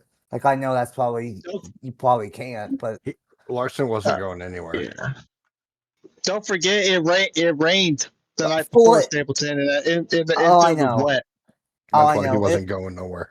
It rained 4 inches in 24 hours at Chicagoland. When does it ever do that? Yeah. When NASCAR shows up. I saw that rain live too. I was in the middle of that. He almost got blown away. He almost got blown away. How did it feel being how did it feel being soaked by 4 inches of rain? Oh man. Why did it feel like those 4 inches of rain on top of you? I'm just gonna keep my thought to myself. So I'm gonna make a joke. Sorry, I got off stream. That's a joke. Gonna be off stream. Wow. I think. But yeah, that's the end of my rant about the next gen car. That was unfiltered staple. Hopefully we don't need to do that again. It's Bristol 2018 all over again. Oh, but this time it's just. But this time it's not. Okay, this time it's not over a Sun driver. It's about a entire car. Anyway, moving on. I did forget about that 2018 rant. I've forgotten about that. Yep, the infamous rant. But let's move on. Let's go ahead and move on. This time, ladies and gentlemen, we've done everything that we need to. So let's go ahead and preview, because I think trucks are at back. Lime Rock. Trucks are back this weekend, right? Yes. Okay. Yeah. So let's review Lime Rock and Atlanta. So This is a busy Can we just weekend. can we just go on to the next week because neither one of these tracks matter. One's ass. Yeah. I mean, But- one's a giant restart zone. Let me rephrase that. yeah, but gentlemen, though, we're coming up on Atlanta for the second time. This time it's the summer race, and this could be a big game changer for O'Reilly's and Cup. And if you thought the NASCAR overall was done with road courses, think again, because again, the trucks are at Lime Rock. So, with that This is said, the last road course for the trucks, isn't it? yes, it should be. This should be the last road course race of the season for trucks. With that said, what are we looking for out of this weekend? What are we expecting?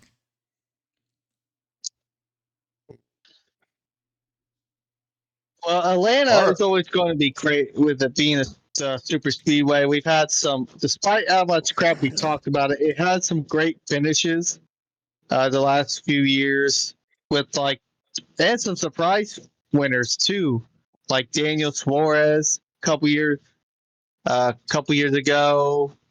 We had Tyler Reddick come back with without a fender, win 2 of his 3 in a row races earlier. Just Atlanta is always unpredictable now, but still the same. Lime Rock, I personally don't think I've ever watched a full Lime Rock race, Yeah. so this is going to be interesting. Trucks, I think we all know who has the biggest shot to win, but yeah. So, I believe there's only 2 road courses left. I'm not sure. Right now, Gateway's not a road course, right? No. No. No, it's not. Okay, No. okay, then it is 1 road Oh, course left in all I 3 series. passed Gateway on the way up to Chicagoland, by the way. Nice.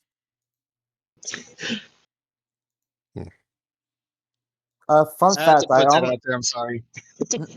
Fun fact. I almost went to the IndyCar Gateway weekend, but I ended up being sick on the weekend of. Ah. So I was like, crap. But anyway,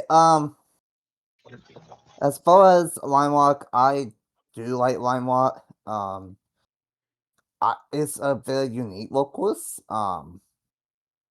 It's very small. It's like a mile and a half for a road course.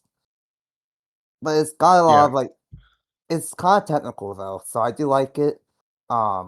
It's gonna be a busy weekend. 'Cause I know we don't talk about Arca, but Arca is there on Friday. Yeah. So, why I saw that.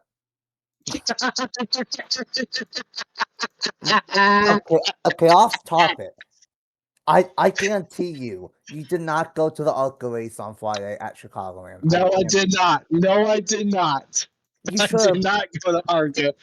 You should have, because that would have been 3 instead of 2. Anyway, but yeah, Arca and Twats are at Limelight. I wish it was a doubleheader, because I think last year they did a doubleheader with like both races in the same day, and that's cool. But it's just Friday it's Arca, and then Saturday Twat, and then obviously Atlanta for the top 2. Yeah. I like Limelight. I said my piece about Limelight. Atlanta. It's okay. I have so much contradicting thoughts about the new Atlanta because I loved the old Atlanta with how worn out and bumpy it was, and like that goes to like Auto Club and I guess now Chicagoland too. I love bumpy worn out racetracks, so I really wish they just kept the same configuration and just repaved it, but they didn't. They decided to make it into a super speedway. Yeah. But I will say I do like of how what they did with the asphalt is wearing out fairly quickly. It's been 5 years and it's fairly different than Daytona and Talladega. Yeah. Atlanta is a handling track, especially maybe not so much in the spring, but especially in the summer in July, with it being likely very hot, it will be handling a racetrack, and that reminds me so much of old Daytona that I never got to see in like the 2000s and stuff. Yeah. As Sly is not happy about me mentioning old Daytona. No. Elijah knows why I'm shaking my head on the old Daytona. iRacing. That's why. Yeah. Oh, but yeah, I think that's exactly where the new Atlanta is going. Is that it's gonna be like old Daytona very, very soon, and it kind of always is. So, like a couple years ago, I really didn't like it, but I'm starting to warm up to it. But I still wish we had old Atlanta back. I can agree on that one. I miss old Atlanta. I'm gonna make a comment here before we move along here. Can we just take the plates off of Atlanta, of like just take away the super speedway racing aspect of Atlanta and just let them race normally? Yeah. Please. I love to see how normal racing at this configuration of Atlanta would turn out. Would it be like Texas? Would it be like any other track that, what is it, SMI has completely messed up over the years? Who knows? Oh, man. My thought about it, Lime Rock, I really ain't seen much except for obviously again on iRacing. I think it's gonna be like a driver's race. Yeah. Instead of pit strategies and everything else, it's who can get a handle of their truck the best. Yeah. The giant restart zone.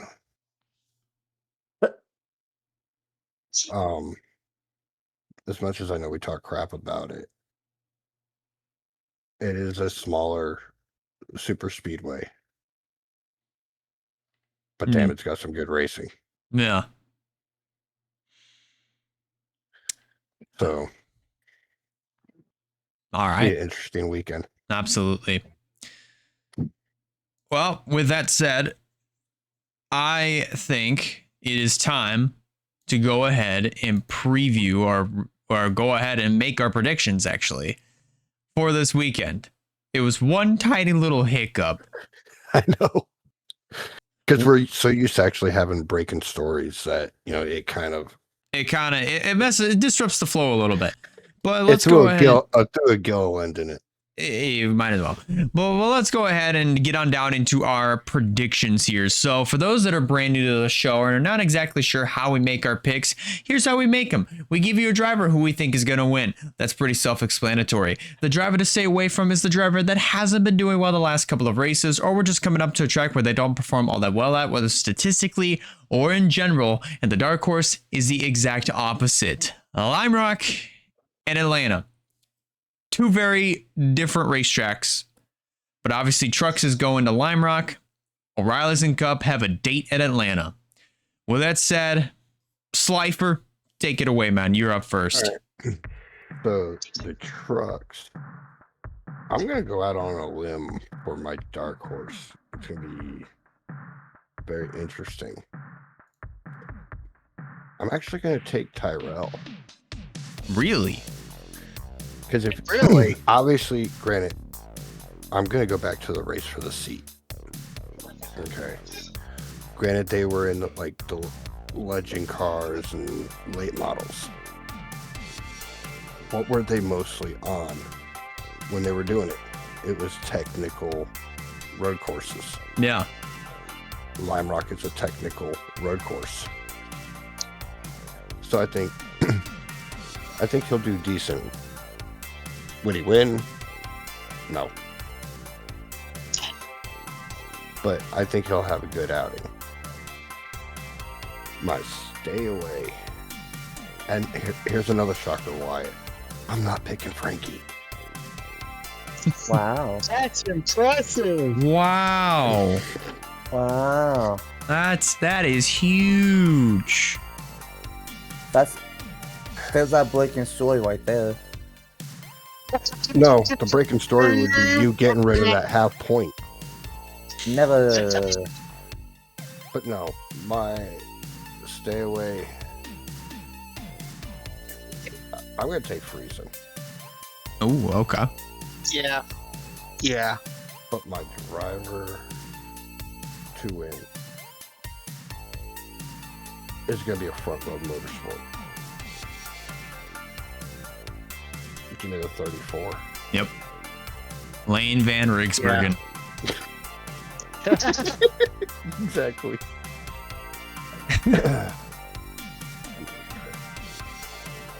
O'Reilly series at the giant restart zone. My dark horse. I gotta stick with the kid. Take a Brent Cruz. Okay. Stay away. I'll take Sawalich. Yeah. It was either him or Yeah. Kyle Sieg, one of the two. Yeah. But my driver to win. I think he's going to be the second car to be locked into the chase. I'm taking Jesse Love. I see it. Alright. I see it. And now for the giant destruction derby at the restart zone. Dark Horse. He's been having problems the past several weeks. I'm actually going to take Tyler Reddick. That's the dark horse? Yes. Tyler Reddick. Mm-hmm. Yeah, he's going to be my dark horse. So why you started that off though? He's gonna. Yeah, little hiccups. Okay. Might stay away. This is painful to say. Taking Connor Zillage. I hate It's that you painful. made that It's pick. I hate that you painful. made that pick. It's painful. Is it sad that it's getting to the point where it's like we're starting to question putting Connor Zillage to stay away? Is it bad that we're kind of getting to that Like, point? it's- Where, But my- we're gonna let you have it, but it's like it's starting to get to the point where it's like it's Okay. starting to get sad that we have to put him. But We have to put him in that conversation. But my definitely no driver, JJ Yaley. my driver to win. There's another crazy one. Give me Hocevar. Oh, Wow. You know what? That's not bad. I like it. I actually like it. I do like that. Anyways, as he walks away from his sat. Oh, but all right. We've gotten slice picks in. Poppleton, you're up next. okay. You literally caught me off guard. I literally just started in a race. How dare you? Surprise. Okay, here we go. Put that Limelight. I'm gonna surprise you guys here, I think. Okay. Possibly. I'm going bold this week. My dark horse. Give me Connor Mozart. He's a low course guy. And Spire's damn good in the truck series. So I think he's gonna be a threat. My driver to stay away from. I don't even know who this guy is. I'm gonna be 100% honest with you. The driver of the 42. Been Maya? Oh, oh my god. Ben Maya? I don't even know who that is. So, We got a few road course ringers for trucks. Some We I've do. never heard of, like Lewis Foster. Wesley Slimp has been in the Thomas. 62 a couple times. yeah. Yeah. Thomas, I don't even know how if I want to Thomas- try to attempt that. Thomas Annunziata. Annunziata. So- Oh yeah, I have heard that last name before. So, for context, and I'm sorry that we're cutting into Stapleton's picks here. But Thomas Annunziata, for context, has even made some starts in the O'Reilly series, but he mainly is an ARCA driver. And he's actually doing pretty well in ARCA. So I'm happy to see him get a shot with Tricon at Lime Rock. Yeah, and he's kind of a low course winger, isn't he? Or like he specializes in low courses, I think. Oh, yeah. So, but yeah, like back to like Wyatt was saying, I don't know who some of these low course wingers are. Like, who is Graham Doyle? I don't know who that is. But yeah, I don't know who some of these low course wingers are. I will say shout out to Lewis Foster.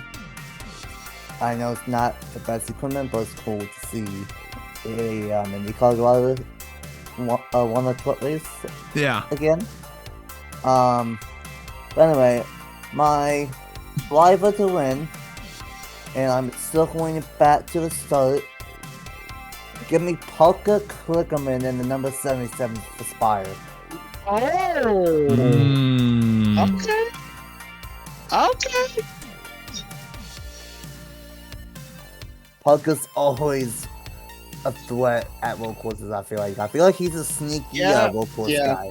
Oh, yeah. Because we all remember the Roval a couple years ago when he drove for a big machine. He should have won that race. That's a race that literally NASCAR robbed him of. So, I mean, he's a sneaky road course guy, and back to my point of how Spire has been bad, fast, and clutch this year. So I could see it. To add on, they've been bad fast this whole year, despite what series they're in. Yeah, true. They got 2 cars inside the top 10 and Chase, I think, are in the points right now. So, Yeah. The O'Reilly series. Oh, sorry. The O'Reilly Auto Parts series. At the Echo Park Speedway.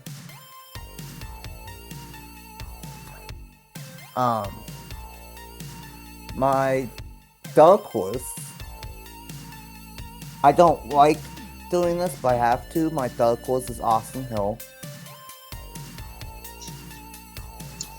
I don't like doing it, but I feel like I have to. Austin Hill is my dark horse.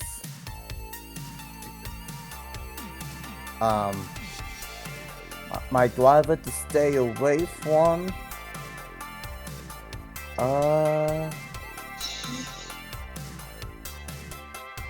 not. Oh, wait a minute.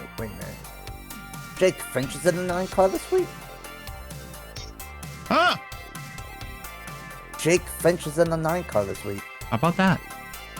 I did not realize that. Okay, that's cool. My driver to stay away from.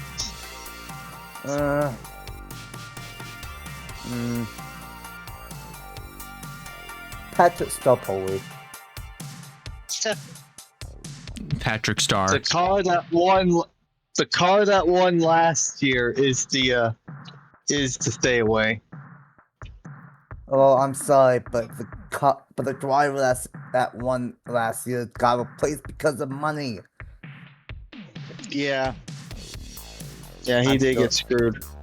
Halfway through the season, I'm still mad about that. Yeah. Anyway, I said about it. I think this is gonna be a handling type of a event with the track being old and probably I don't know what the level's gonna be, but I'm assuming it's gonna be hot. I believe this team has some kind of a alliance with someone So I'm gonna go with it. I'm going bold this week. Give me Pucker Retzloff to win. Oh, okay. Alright. Okay.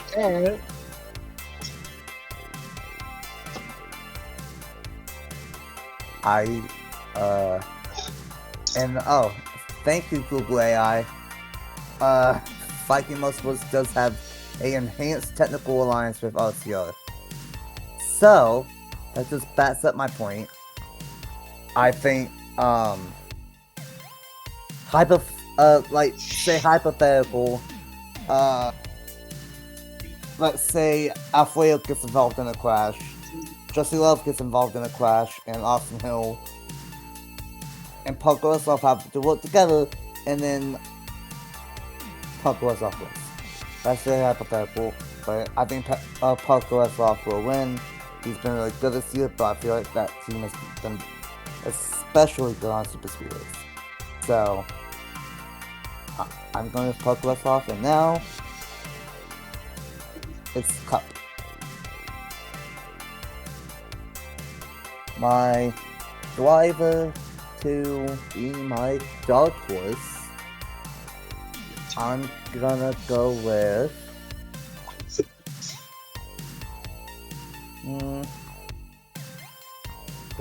this is tough, actually.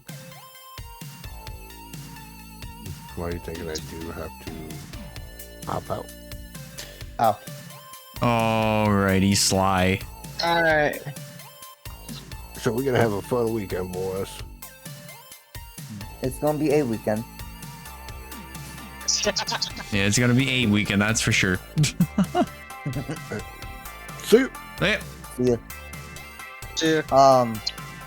Okay, so my dark horse is gonna be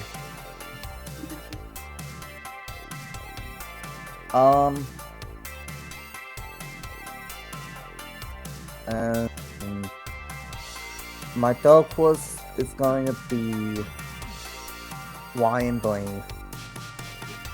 I like it. He's always very good at these types of tracks, even when Ford is not doing so good. My driver to stay away from, Saint Smith. And I'm sorry, Saint Smith's been doing good, but I'm not happy of what he did last week at Chicagoland.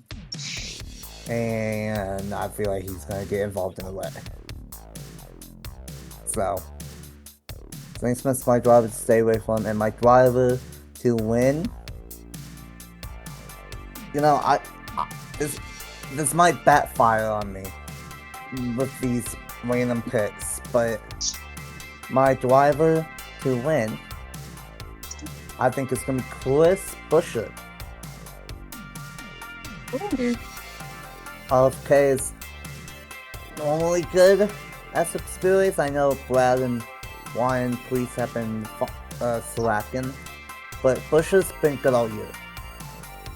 So I could see Buescher sneak his way in, and instead of him saying "eat my cinder dust," he's gonna say "eat my ketchup," because he's sponsored by Heinz ketchup. That's funny. Really sponsored by Heinz? Yes. How about that? The Oh my Heinz God. machine is back. Yeah, Oh. Kroger Heinz ketchup. God. Yeah. Oh God. So instead of cinnamon toast crunch, it's Heinz ketchup.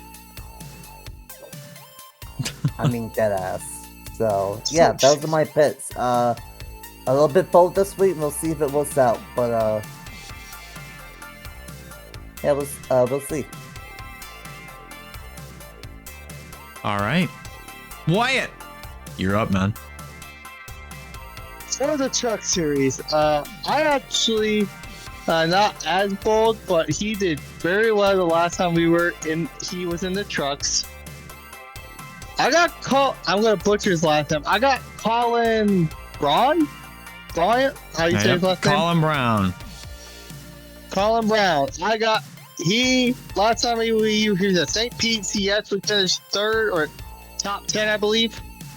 He finished good. He ran up there too, so I got him as my dark horse. I agree with Slifer. I have Stuart Friesen. That's my driver. Stay away from. But I also agree with him that I'm sorry. It is hard to not pick him for road courses. Yeah. You can't go wrong with Lane Riggs. I got Lane. For the O'Reilly series, he's not having a good season, but he's a damn good plate guy, especially at Atlanta. I got Ryan Sieg as my dark horse. I like it. Oh.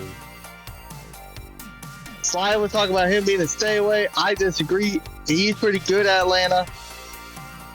He almost won the year Ty Gibbs won. I got Ryan Sieg. This was going to shock some people. My driver to stay away from. We didn't talk about it like he did not show up at all at Chicagoland last week. That shocked me. Sammy Smith. Sammy Smith was in the back half for all Chicagoland. Oh, yeah. And I have not seen as much as Sammy Smith as I want to. And I'm also thinking, like, I think he's just going to have that bad luck. He's just going to get caught up in a big one. Now, my driver to win. I'm sorry, this one's obvious, and I'm not even sorry for this one. You can't talk about super speedways without the RCR group, and you can't talk like super speedway wins, especially at Atlanta.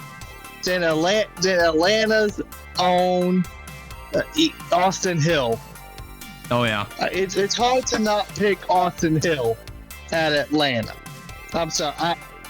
I got at least in the O'Reillys. Just the boo. I don't like Austin Hill, I'm sorry. And That's Cup fine. is I don't hate him in Cup because different situation, but in a Wiley at a super speedway, boo. It's fine. I'll take that 3 point like I did in Daytona. Anyways, the Cup Series. This one's a little interesting. I have Daniel Suarez as my dark horse. Daniel Suarez won this race, and he's been doing good in the 7. I think he's going to do good. I got Suarez. Now my driver stay away from Alex Bowman. I have no faith in Bowman. Even with the good couple of weeks he's had. Yeah, but we're at a super speed. We're going to a super speedway too, and Bowman ain't the best super speedway guy. Yeah. So he's having good weeks, but we're going to super speedway.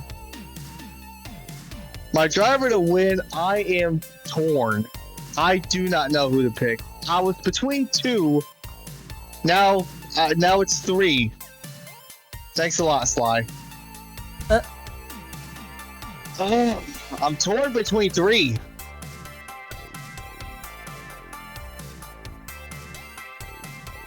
Okay. I gotta do it. My heart's saying I got to. I just don't trust him because of the season, despite him having 2 wins, but it's Atlanta. I'm sorry, Chase Elliott.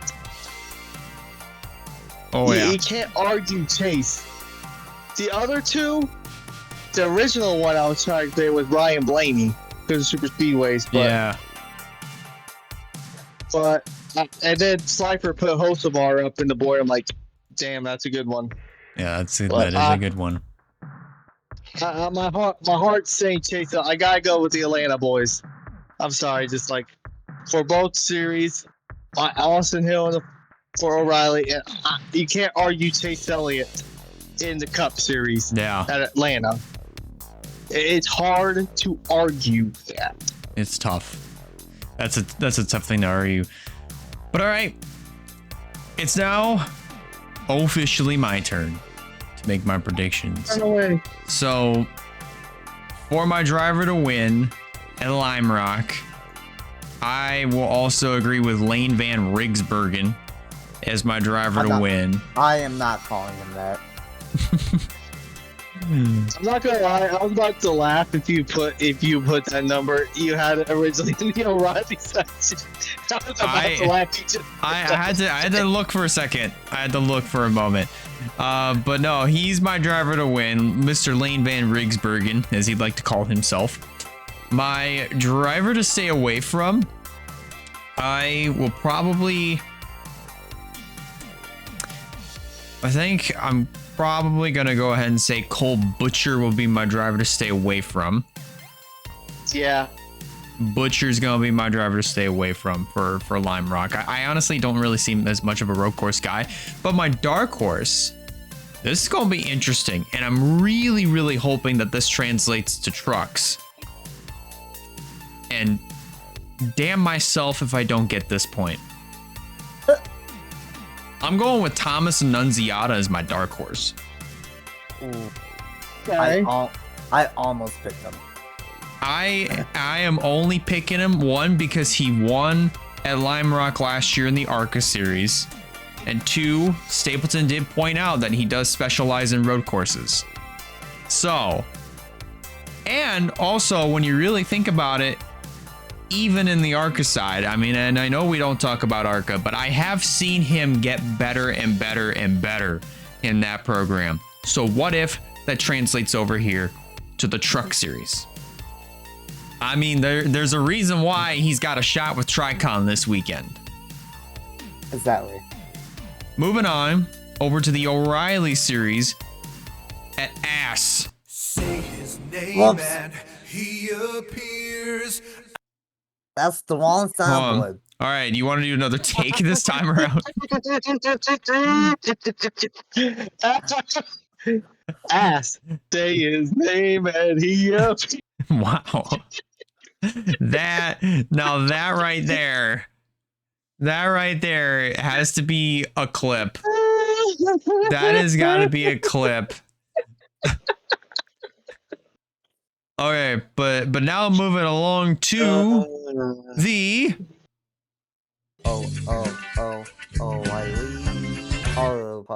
series. at ASS. Starting off with my driver to win, the RCR guys are gonna be absolutely strong. So you can't go wrong. You can never really go wrong with Austin Hill as the driver to win. Wow. I know that's something that Stapleton doesn't want to hear, but that's kind of just I'm facts. the only one that didn't pick a RCR car, and I went with a RCR Alliance car instead. You still technically did RCR. I don't hate it. I don't hate it though. Yeah. I like it. My driver to stay away from, I'm going to agree with William Sawalich. Sorry, Sawalich. He's kind of had this up and down season. I'm don't get me wrong. I'm happy he won at the Rock a few months ago. But I feel like over the course of the last 3, 4, 5 months, that win hasn't really translated into, okay, we're going to start seeing him run top 5s. We're going to start seeing him run top 10s. It hasn't quite translated, unfortunately. Therefore, he's my driver to stay away from. So I dare you imagine he's the only driver this whole season with a win that's currently below the cutoff in any series. That's wild. That is wild. But my dark horse, I'm actually going to go with somebody that could have had a shot, and I think was running up at the front in the spring / winter. Give me Raja Karuth as my dark horse. Oh. Okay. I don't necessarily think he'll win. As much as it pains me to say that. But that doesn't mean that he's not going to go out there and still run at the front of the field, or that he's still going to run top 5, maybe top 10. I'm hoping that's where he finishes. Maybe if he wins, great, you know? But regardless of that, give me Raja Karuth as my dark horse. All right, and now it's time for the main event, the 57th annual Quaker State 400, available at Walmart at S for the NASCAR Cup Series. Here we go. My driver to win. This is, I'm torn. I'm honestly torn. But if I gotta pick one, if I gotta pick anybody out of this field, I think I'm gonna honestly agree with the hometown favorite of Chase Elliott, the home state fan, the home state favorite, home track favorite as well. Chase Elliott, my driver to win. My driver to stay away from.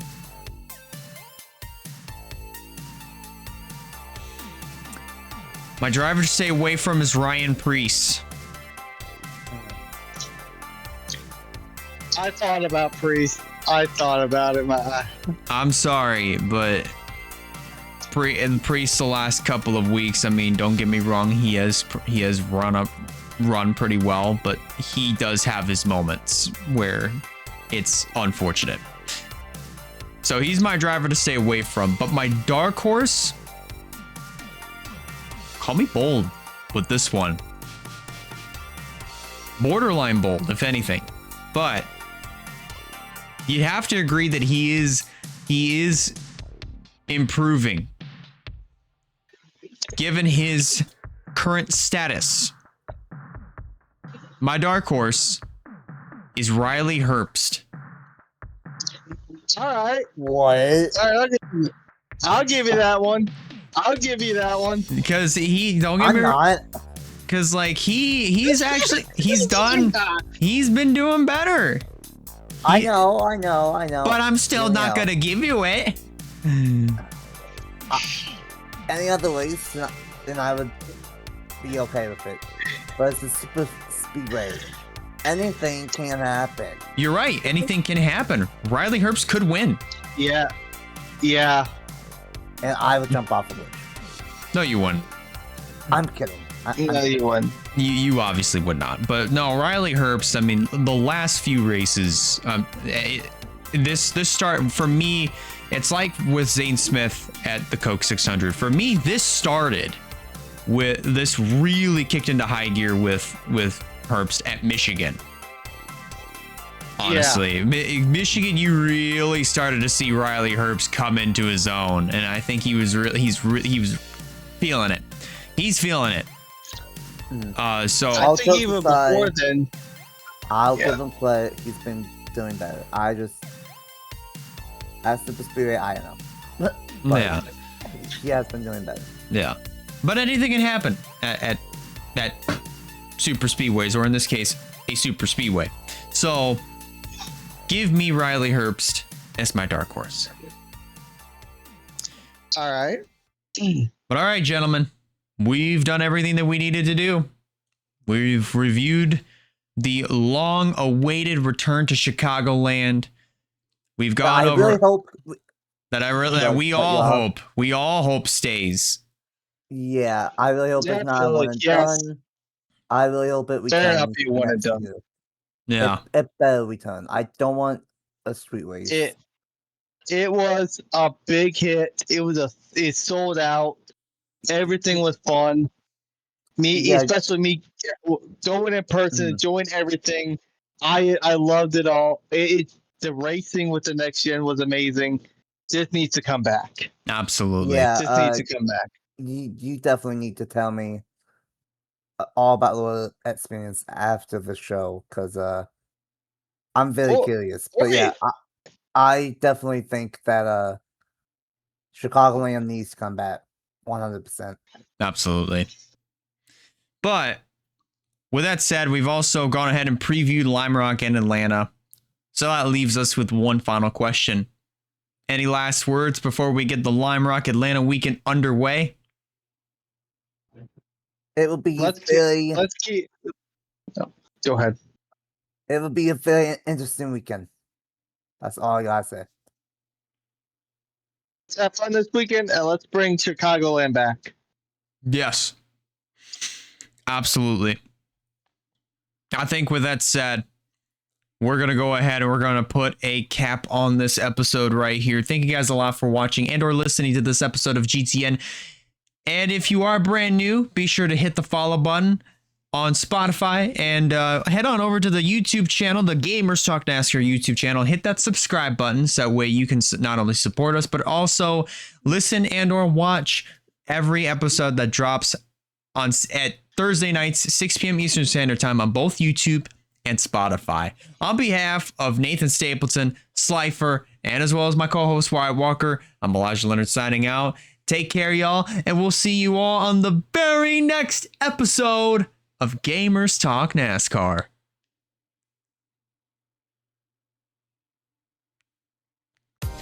Thanks for listening to tonight's episode of Gamers Talk NASCAR. Really hope you guys enjoyed. Be sure to hit that follow button so you don't miss a future episode throughout the NASCAR season.